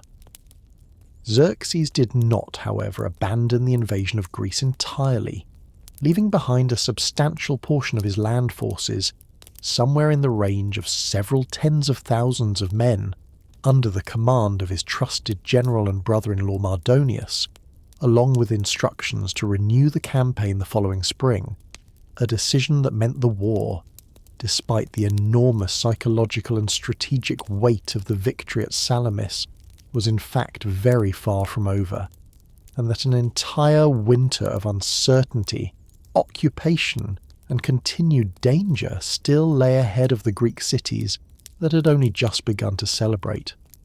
The retreat itself for the tens of thousands of ordinary Persian soldiers now marching back the way they had come rather than onward toward whatever glory the campaign had originally promised them, appears to have been a considerably grimmer and considerably less orderly affair than the confident advance of only a few months earlier. The same supply depots that had been carefully stocked in advance for the march into Greece, now picked nearly clean by the army's own outbound passage, and by opportunistic local populations who had watched the invasion's fortunes turn and saw little further reason to keep quietly provisioning a defeated force, so that the retreating column, by the account that survives, resorted increasingly to eating grass, bark, and the leaves stripped from roadside trees as the weeks wore on, while dysentery and other diseases spreading unchecked through an army, already weakened by hunger and marching at a punishing pace to outrun any pursuing Greek force, are said to have killed considerably more Persian soldiers on the retreat than had died in the actual fighting at Salamis itself. Xerxes crossed back over the Hellespont on the same pontoon bridges that had carried his army into Europe with such theatrical confidence only months before, finding them damaged by autumn storms and needing to be ferried the final stretch by ordinary boat instead. A quietly deflating final image for a king who had once ordered the same strait, whipped and cursed for daring to obstruct him, and it is worth naming plainly that this retreat, rarely given more than a passing sentence in the popular modern memory of the war, likely killed more of Xerxes' own soldiers than any single battle of the entire campaign. One more instance of the uncounted, undramatic deaths that make up the overwhelming majority of any ancient war's true human cost, however little space they occupy in the version of the story that gets retold for entertainment 25 centuries later. A second field on the same morning as a second shore. The following spring, in 479 before Christ, Mardonius reoccupied and once again burned the now rebuilt portions of Athens, whose returning population had begun cautiously resettling their ruined city over the winter, before withdrawing north into Boeotia to await a decisive land engagement on ground more favourable to his own strong Persian cavalry, a retreat that finally drew the reluctant Spartans, who had spent the previous year prioritising the defence of their own Peloponnesian homeland over direct support of Athens, a source of real and lasting Athenian bitterness, into committing the full strength of their own formidable army to the field at last. The combined Greek land force that met Mardonius near the Boeotian town of Plataea, placed under the overall command of the Spartan regent Pausanias, numbered somewhere in the range of 40,000 men drawn from across the Hellenic League, the largest single army the mainland Greek states had ever assembled in their own collective history up to that point, and the battle that followed, fought over several tense days of manoeuvring and skirmishing before finally erupting into full engagement, ended in a decisive Greek victory, Mardonius himself killed in the fighting, and the Persian land army in Greece effectively destroyed as an organised fighting force. By a coincidence, the ancient sources treat with considerable, almost superstitious wonder, a second major Greek victory, this one a naval and amphibious assault against the remnants of the Persian fleet, an army gathered near Cape Mycale on the Ionian coast of Asia Minor, is said to have occurred on that very same day, or by some accounts the very next one, a genuinely striking piece of timing that later Greek writers understandably struggle to resist reading as a sign of clear and unmistakable divine favour, whatever the more mundane realities of two independently commanded engagements happening to fall on roughly the same calendar date actually were. The victory at Mycale carried with it a particular kind of narrative closure that even the ancient writers themselves seem to have noticed, because the fighting there took place on the very shore of Ionia, where this entire war had first begun nearly 2 decades earlier. The same string of Greek coastal cities whose own failed revolt against Persian rule had first drawn Darius's angry attention to the mainland Greeks in the first place, and in the immediate aftermath of the battle, several of those same Ionian cities rose again, this time successfully, throwing off Persian garrisons and appealing to the victorious mainland Greek fleet for formal admission into the new Hellenic alliance, a request the assembled Greek commanders debated at some length, weighing the genuine strategic value of Ionian ships and harbours against the practical difficulty of permanently defending a string of cities lying so close to the Persian mainland, before ultimately agreeing to bring them into the fold, closing the circle on a conflict that had opened, all those years before, with a single overreaching tyrant's gamble to save his own political skin. The battle at Plataea itself, when the fighting finally came after days of tense manoeuvring, opened with a piece of ill fortune for the Persian side that ancient writers again treated as more than mere coincidence. Mardonius's own attending seer reportedly warning him repeatedly that the sacrificial omens remained unfavourable for a Persian attack. No matter how many times the ritual was repeated, advice Mardonius eventually overrode out of simple battlefield impatience, a decision that cost him his own life when a Spartan soldier named Amnestus struck him down personally in the fighting that followed, an act later commemorated at Sparta itself with a shrine, though Amnestus's own later life, by one small and slightly comic detail a later writer preserves, ended considerably less gloriously, killed years afterward in a minor border skirmish leading a private force of only a few hundred men against a considerably larger local enemy, without a single fellow Spartan apparently troubling to record the exact date of his death for later memory. In the aftermath of the victory, the Greek soldiers who broke into Mardonius's own abandoned camp are said to have found a scene of captured Persian luxury that left even hardened Spartan soldiers visibly stunned. Gold and silver furniture, richly embroidered tents, and cooking arrangements so extravagant that the Spartan commander Pausanias, by the story that survives, ordered his own captured Persian cooks to first prepare a full Persian-style banquet exactly as they would have for Mardonius himself, and then ordered a simple Spartan meal set out directly alongside it, inviting his own officers to compare the two spreads and remarking, with the dry understatement ancient writers loved attributing to Spartan commanders, that he had assembled the display specifically to illustrate the sheer folly of a people already possessing such wealth, choosing to invade a country as comparatively poor as Greece for the sake of still more of it. A bitter dispute nearly broke out afterward between the Athenian and Spartan contingents over which city's forces deserved the formal prize for individual valour in the battle, a disagreement serious enough that the assembled Greek allies eventually settled it by awarding the honour collectively to the small city of Plataea itself, on whose own territory the battle had been fought, a diplomatic compromise that averted an open quarrel between the alliance's two dominant powers, but that also quietly foreshadowed just how quickly Athens and Sparta's own wartime cooperation was likely to curdle back into rivalry, now that the common Persian threat that had briefly, imperfectly united them was finally gone, the uncounted dead and the counted ones. It is worth being honest at this point in the story about just how uneven and unreliable our actual knowledge of the human cost of this entire war really is, because the ancient sources that survive to us were, almost without exception, written by and for the victors, more interested in the moral and political lessons a given battle seemed to teach than in any careful, disinterested accounting of exactly how many people died on either side or under what specific circumstances. The wildly inflated Persian invasion numbers that our principal ancient source records, figures in the millions that no serious modern historian accepts at face value, likely originated less from any deliberate attempt to deceive than from the genuine difficulty, in an age without reliable census methods, of accurately estimating the size of a foreign army glimpsed at distance, filtered through second-hand reports, and then further amplified, consciously or not, by a natural human tendency to remember one's own side's victories as considerably more miraculous the larger the defeated enemy is imagined to have been. The Persian dead in particular remain almost entirely uncounted as individuals in any meaningful sense, nameless soldiers drawn from a dozen different subject peoples across an enormous empire, their deaths recorded, when recorded at all, only in the aggregate rounded figures of triumphant Greek battle reports,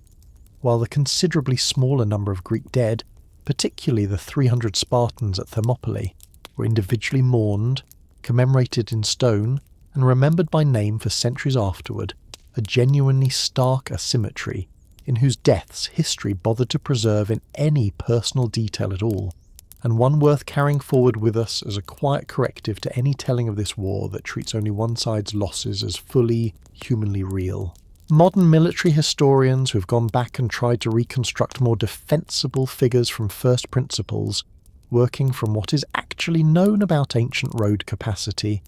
the number of days the invasion force is recorded as needing to cross the pontoon bridges at the Hellespont, and the sheer daily tonnage of grain and water a pre-modern army could realistically transport and forage, have generally converged on land forces for Xerxes' invasion in the low hundreds of thousands at the very most, and several have argued for figures closer to 70 or 80,000 fighting men, once camp followers, engineers, and non-combatant staff are stripped back out of the ancient totals, estimates that remain, even at their most conservative, an army several times the size of anything the mainland Greek states could put into the field, which is really the only comparison that mattered to the men actually standing in the line at Thermopylae or rowing at Salamis, whatever the precise unrecoverable true figure ultimately was, both hands held open at once. It would be a considerably tidier story if the defence of Greece against Persia could be told simply as a clean, unified struggle of free men against tyranny,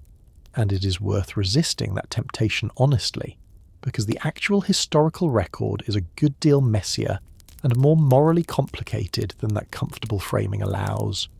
The Greek resistance was never, at any point in the war, close to fully unanimous, with Thebes actively fighting on the Persian side at both Thermopylae and later at Plataea itself, with Argos maintaining a calculated, self-interested neutrality throughout, and with numerous smaller states across mainland Greece choosing accommodation with Persian power over resistance,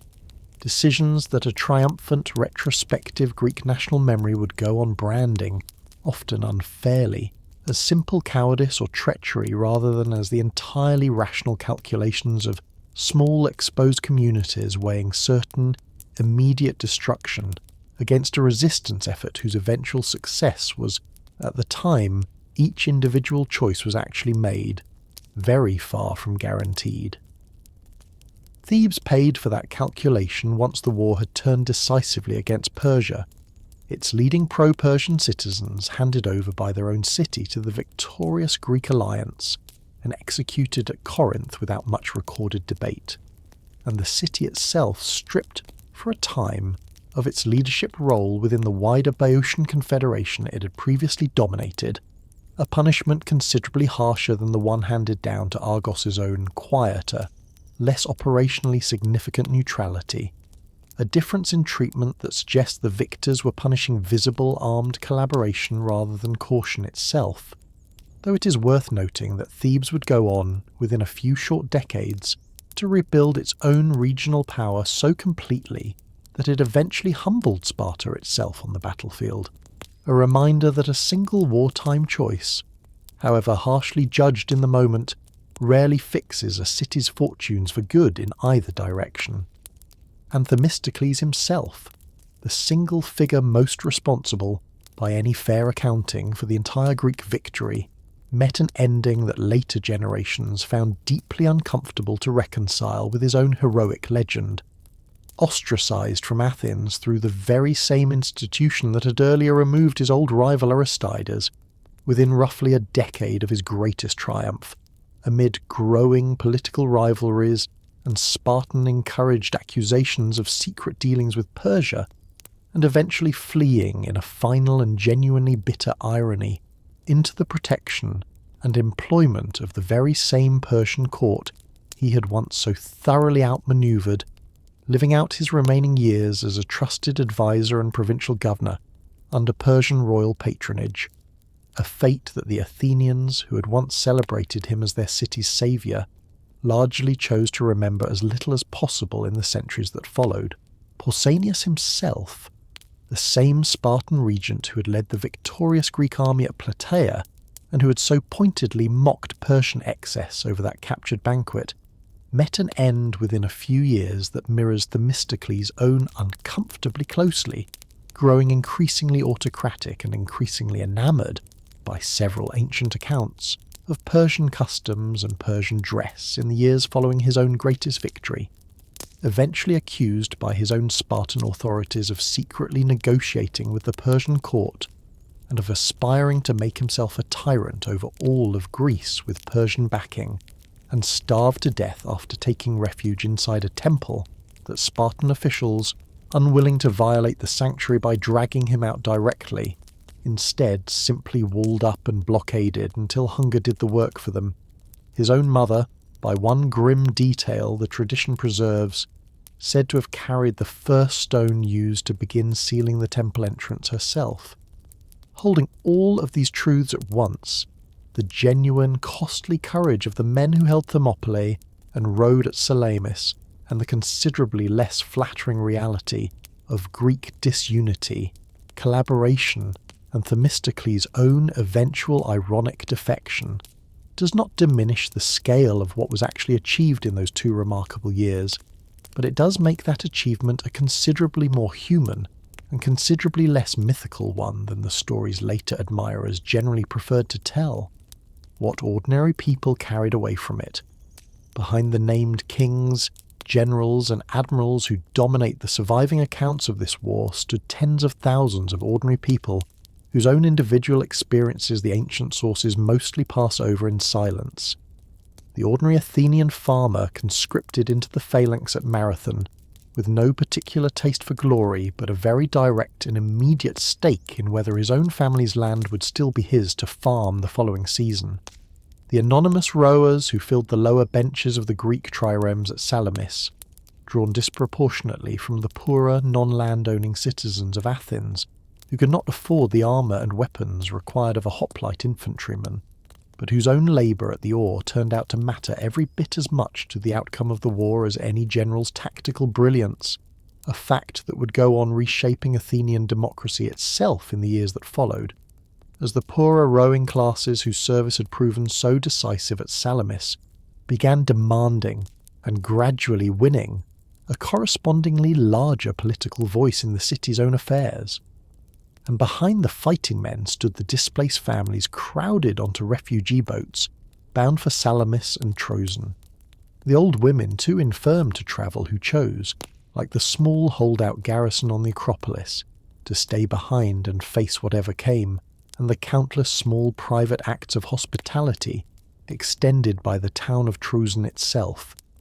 which the ancient sources record as having voted to formally welcome the sudden flood of Athenian refugees, granting them a small daily food allowance, permission for their children to attend local schools, and even, in one specific recorded decree, official public funding to allow elderly Athenian refugees the dignity of being properly buried according to their own city's customs should they happen to die in exile. A small, easily overlooked act of ordinary generosity between 2 nominally rival Greek cities that deserves to be remembered alongside the battles themselves, since it is exactly this kind of unglamorous, largely undramatic decency that made the whole desperate evacuation strategy survivable for the actual families living through it. The political consequences of exactly which ordinary Athenians had done the actual physical work of winning the war did not fade once the fighting stopped either, because it was the poorer, non-land-owning rowers who had filled the lower benches at Salamis, men who could never have afforded a hoplite's own bronze armour, and who had therefore counted for comparatively little, in a city whose military reputation had always rested chiefly on its armoured infantry, who now found themselves able to point to the single most decisive battle of the entire war as proof that their own labour and their own courage had mattered every bit as much as any wealthy landowners, an argument that fed directly, within a generation, into a further round of Athenian democratic reform under the statesmen Ephialtes and Pericles, stripping the last remaining political privileges of the old aristocratic council and extending real, practical political power further down the social ladder than any Greek city had yet allowed it to reach. A direct, traceable line running from the smell of pitch and seawater on a rowing bench at Salamis to the crowded, shouting democratic assembly that would go on to run Athens for the rest of the century. How we actually know any of this? Nearly everything this story has told you so far descends, directly or indirectly, from a single principal ancient source, a Greek writer named Herodotus, born in the Ionian city of Halicarnassus, a handful of years after the events of the war itself, and generally credited by later antiquity and by modern historians alike as the first writer in the Western tradition to attempt something recognisably like history, a systematic inquiry into the causes and course of past events based on gathered testimony, travel, and comparison of competing accounts, rather than simple myth, epic poetry, or royal propaganda. a distinction significant enough that later Roman writers took to calling him, admiringly, the father of history, a title that same generation of Roman writers, only a little less admiringly, occasionally paired with a second, considerably less flattering nickname, the father of lies, a tension Herodotus's own working method arguably invited on purpose, since he frequently presents multiple, mutually contradictory versions of the same event side by side, naming his own sources or their general community of origin, and then explicitly declining to adjudicate between them, a genuinely unusual editorial choice for the period that reads, to modern eyes trained on more confident historical narration, less like sloppiness, and more like an early halting form of source criticism, an ancient writer telling his own audience plainly that he has reported what he was told rather than personally vouching for its literal truth in every particular. But it is worth naming, honestly and without undermining his genuine achievement, that Herodotus was also, by the frank admission of ancient critics writing not long after his own death, prone to reporting frankly incredible tales as straightforwardly factual, working several decades after the events he describes from a patchwork of oral traditions, local civic pride, and second-hand family memory rather than from any contemporary written record, and writing, whatever his genuine efforts at balance, as a Greek addressing a largely Greek audience with an obvious and entirely understandable interest in seeing their own grandparents' generation remembered as heroic. Alongside Herodotus, a second and genuinely valuable source survives from someone who had actually witnessed at least part of the war first-hand,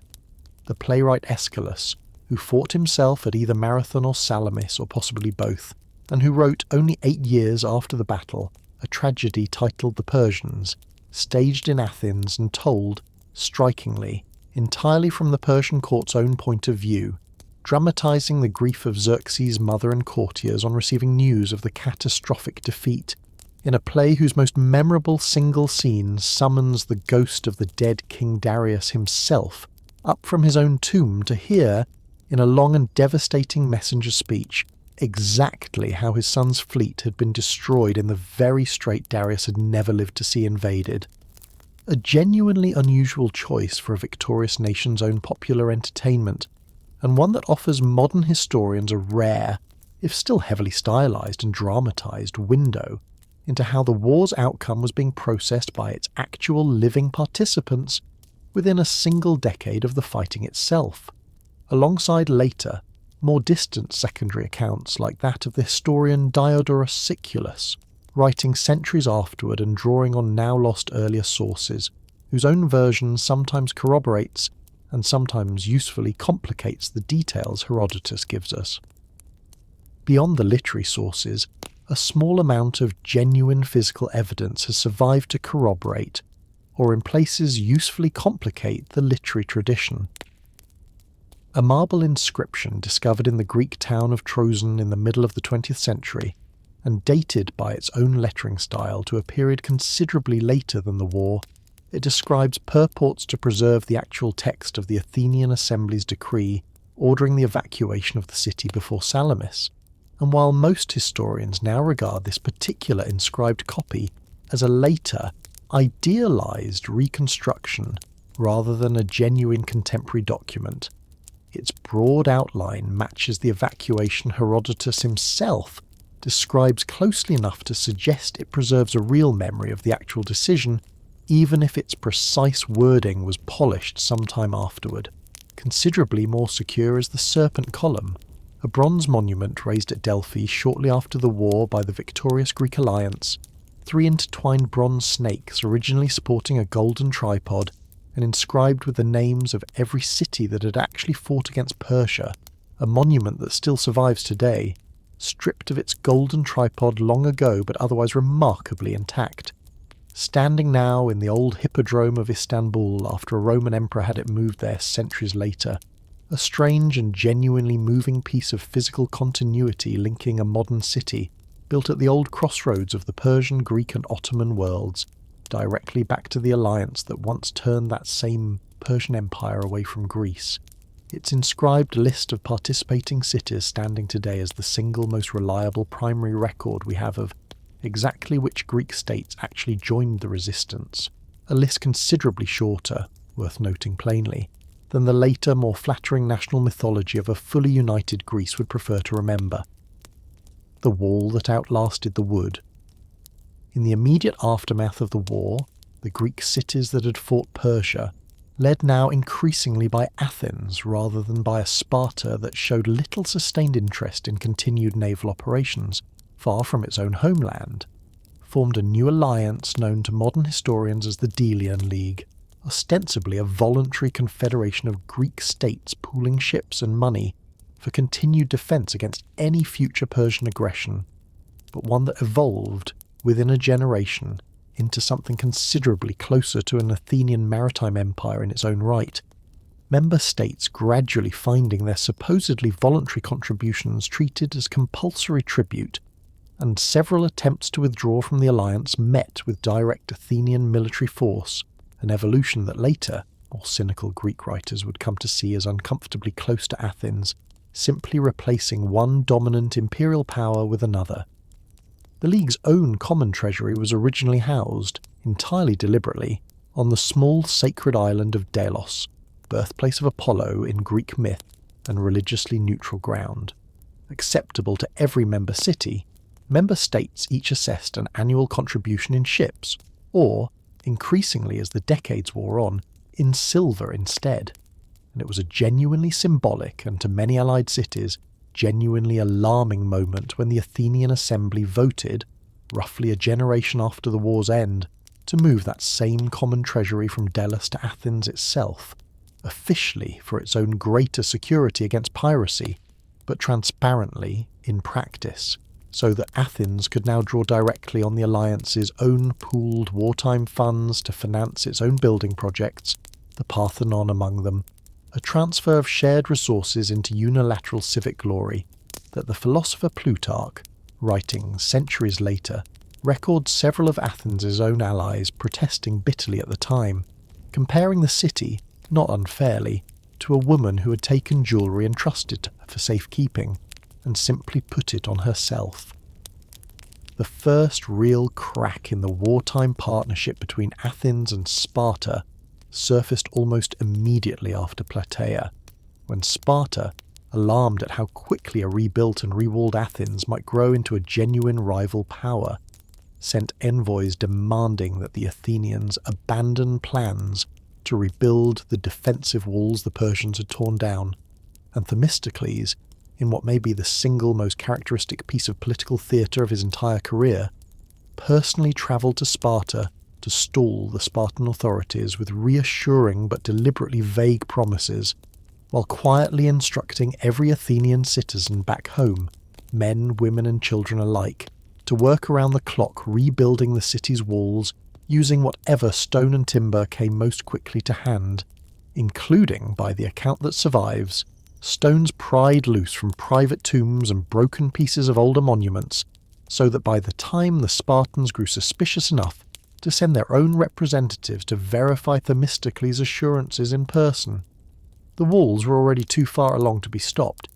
and Themistocles, with a nerve that had already served him so well at Salamis, simply held the Spartan envoys as informal hostages in Athens until word arrived that the work was safely finished before releasing them. A small, almost comic postscript to the war that nonetheless signalled, with real clarity, exactly how quickly the alliance that had just saved Greece was already beginning to calculate its own members' futures against one another, and yet the wealth, confidence and sheer collective civic energy unleashed by the Persian War's improbable outcome fed directly into what later ages would come to call Athens' Golden Age.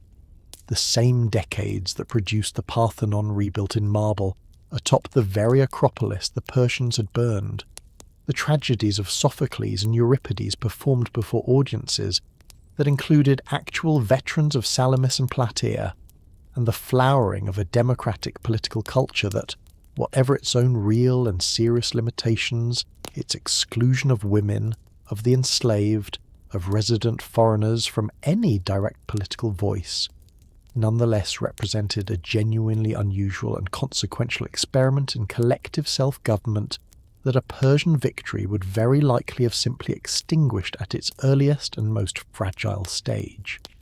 It is worth naming honestly, however, that the tidy story this war has most often been asked to tell in the centuries since, free Western democracy standing against Eastern despotism in one clean civilizational contest, is itself a considerably later invention layered on top of the actual events, a framing that Herodotus's own far messier, far more curious and even-handed account with its lengthy, genuinely admiring descriptions of Persian customs, Persian administration, and individual Persian courage, does not straightforwardly support, and one that later European writers, particularly from the 18th century onward, found extremely useful for their own quite different purposes, casting themselves as Athens's rightful heirs in conflicts against empires and peoples they had already decided, for entirely separate reasons of their own, to regard as the new Persia. The actual Persian Empire these Greek cities fought was not a faceless tyranny, but a genuinely sophisticated, administratively inventive, and by the standards of its own age fairly tolerant multi-ethnic state, one that mostly left conquered people's own religions, languages and local customs undisturbed, so long as tribute continued to flow, and holding that fuller, more complicated picture alongside the very real value of what the Greek cities were fighting to preserve does not diminish their achievement. It simply keeps the story honest, resisting the flattering shorthand later ages have so often reached for instead. It is worth returning one final time to that ambiguous oracle Themistocles once argued so successfully to reinterpret,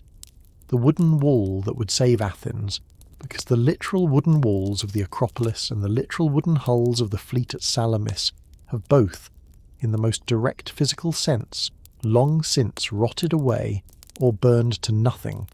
and yet the far less literal wall the war actually built, a fragile but stubbornly persistent tradition of small self-governing communities refusing outright conquest by a much larger power, has proven, against every reasonable expectation the 5th century before Christ might have had for it, to be the one wall that never really came down at all. It is worth pausing, before this story turns fully toward its own reflective close, on just how persistently this particular war has kept resurfacing in the world since, in forms its own participants could never have anticipated. The modern Olympic marathon race, run today over a standardized distance of just over 26 miles, exists entirely because of the embellished legend of a single runner's dying sprint from the battlefield to Athens, a legend historians now doubt in its specific details, but that nonetheless became, at the revival of the modern Olympic Games in Athens itself in 1896, an irresistible piece of ceremonial theatre, the very first modern Olympic marathon deliberately run along a version of the same ancient route as a conscious act of national commemoration. Leonidas's two-word reply to Xerxes' demand for surrender has had a similarly long afterlife entirely disconnected from its original context,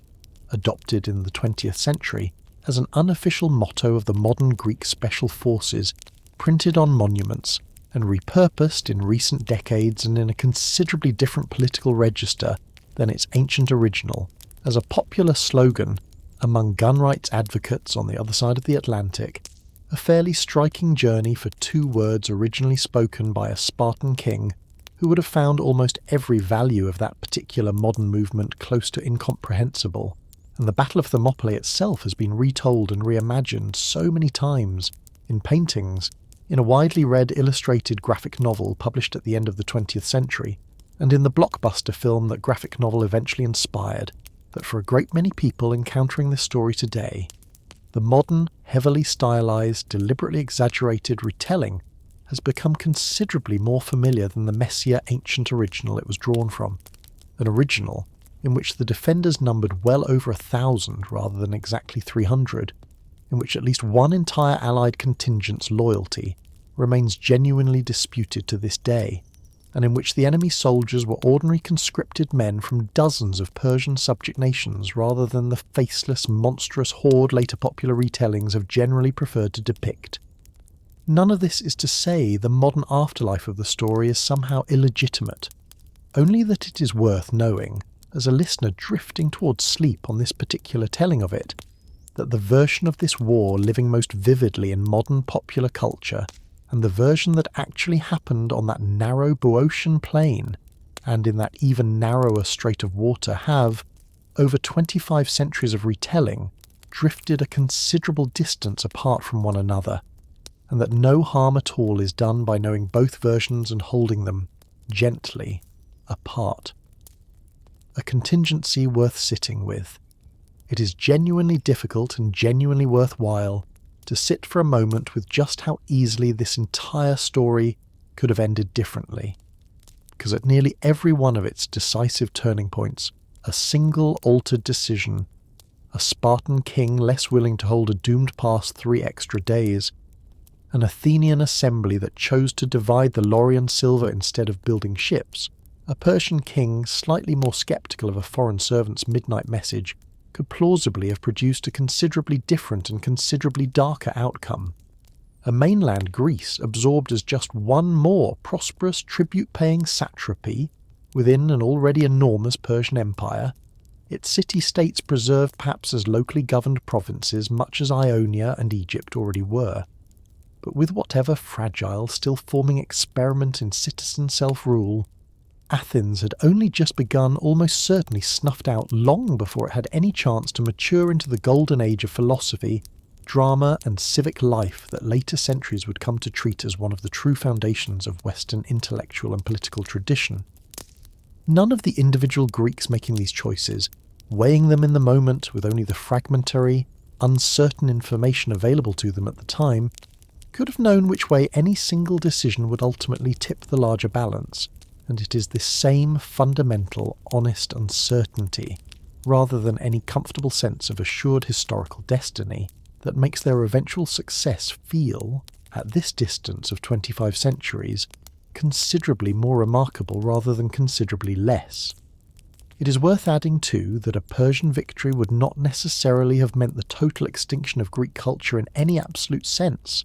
since the empire's own general practice elsewhere, in Ionia, in Egypt, in Babylon, was to absorb rather than erase, allowing conquered peoples to keep their own language, their own gods, and a considerable measure of their own local governance so long as tribute and loyalty continued to flow toward the Persian court. And mainland Greece under Persian rule would very likely have continued producing pottery, poetry, and philosophy of its own kind for centuries afterward, just as Ionia did under exactly this arrangement both before and after the war. But it is difficult to imagine that same culture producing anything resembling the specific, combustible mixture of civic freedom, competitive public argument, and collective self-government that Athens in particular went on to develop in the decades immediately following its own victory, a mixture that depended, in ways historians still argue over today, on the same restless, unresolved political freedom that a Persian satrap answering to a distant king would have had very little practical reason to permit. Let us walk back one final time through the whole shape of it. An empire already vast before it had reason to notice a handful of small Greek cities absorbed those cities anyway, ruling them through local tyrants until a distant revolt, itself sparked by one ambitious man's attempt to save his own political skin, drew the personal, lasting attention of a Persian king who had, until that moment, given the mainland Greeks no serious thought at all, a revolt whose own Ionian participants were betrayed at sea by allies of their own, before the mainland war had even properly begun. A first invasion, meant to punish a single city for its small role in that revolt, was turned back on the plain of Marathon by an outnumbered Athenian army employing an unconventional tactical gamble, a victory whose own architect died in disgrace within a year of winning it. A decade of uneasy peace was spent on the Greek side arguing over how to use a sudden windfall of silver and ostracising one honest statesman to clear the way for another's fleet, an argument that produced almost as an afterthought, the very ships that would go on to decide the entire war. A second, vastly larger invasion, drawn from every corner of the largest empire the world had yet seen, and led by a king capable of both casual atrocity and genuine tearful reflection on his own mortality, advanced through northern Greece essentially unopposed until it met a small holding force, trained by a lifetime of brutal discipline at a narrow mountain pass, whose costly 3-day sacrifice bought precious time even in outright defeat, and left behind an epitaph that would outlive every empire involved in writing it. An entire city chose to burn rather than surrender, trading its own stones and temples for the survival of its people, and a single admiral's audacious, genuinely dangerous gamble lured an overconfident enemy fleet into a strait too narrow for its own numbers to matter, turning the largest navy in the ancient world into a trapped and burning wreck within a single morning, aided, at the margins, by one foreign queen's own ruthless improvisation. A humiliated king withdrew, losing more of his own soldiers to hunger and disease on the retreat than he had lost in the battle that broke him, leaving behind an army that a newly, if only briefly, unified Greek alliance finally destroyed on a Boeotian field the following spring on what the ancient sources insist, whether accurately or not, was the very same day a second Greek victory closed the circle on the opposite shore of the Aegean, in the very waters where this whole war had first begun. And out of all of it, out of the burned temples and the drowned sailors and the political rivalries and the eventual mirrored downfalls of the two men most responsible for the whole improbable outcome, came several decades of wealth, confidence, and civic experimentation that a great many people living in the world today, whether they have ever given the Greco-Persian Wars a single moment's thought, still live, in some diffuse and distant but genuinely real sense, inside the long shadow of. So let the rest of tonight settle around you now, whatever else it was holding before you found this story. There is no test waiting for you at the end of this, no names or dates you're required to keep, only a picture, if you would like to keep it, of dust rising off a dry plain outside Athens, of an old woman climbing a temple path with a small offering of honey cake,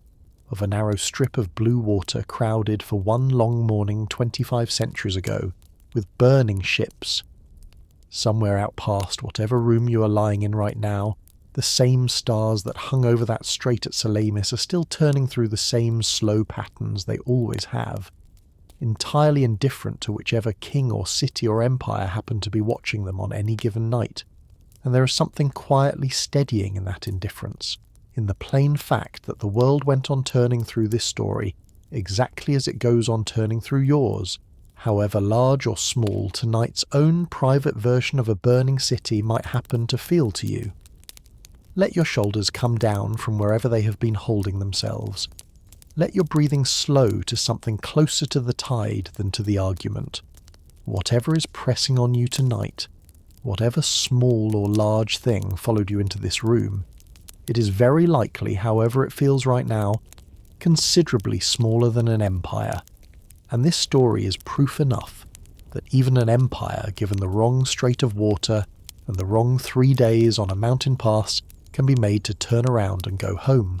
And when you are ready, whenever that turns out to be, close your eyes and let the rest go. Good night and sweet dreams.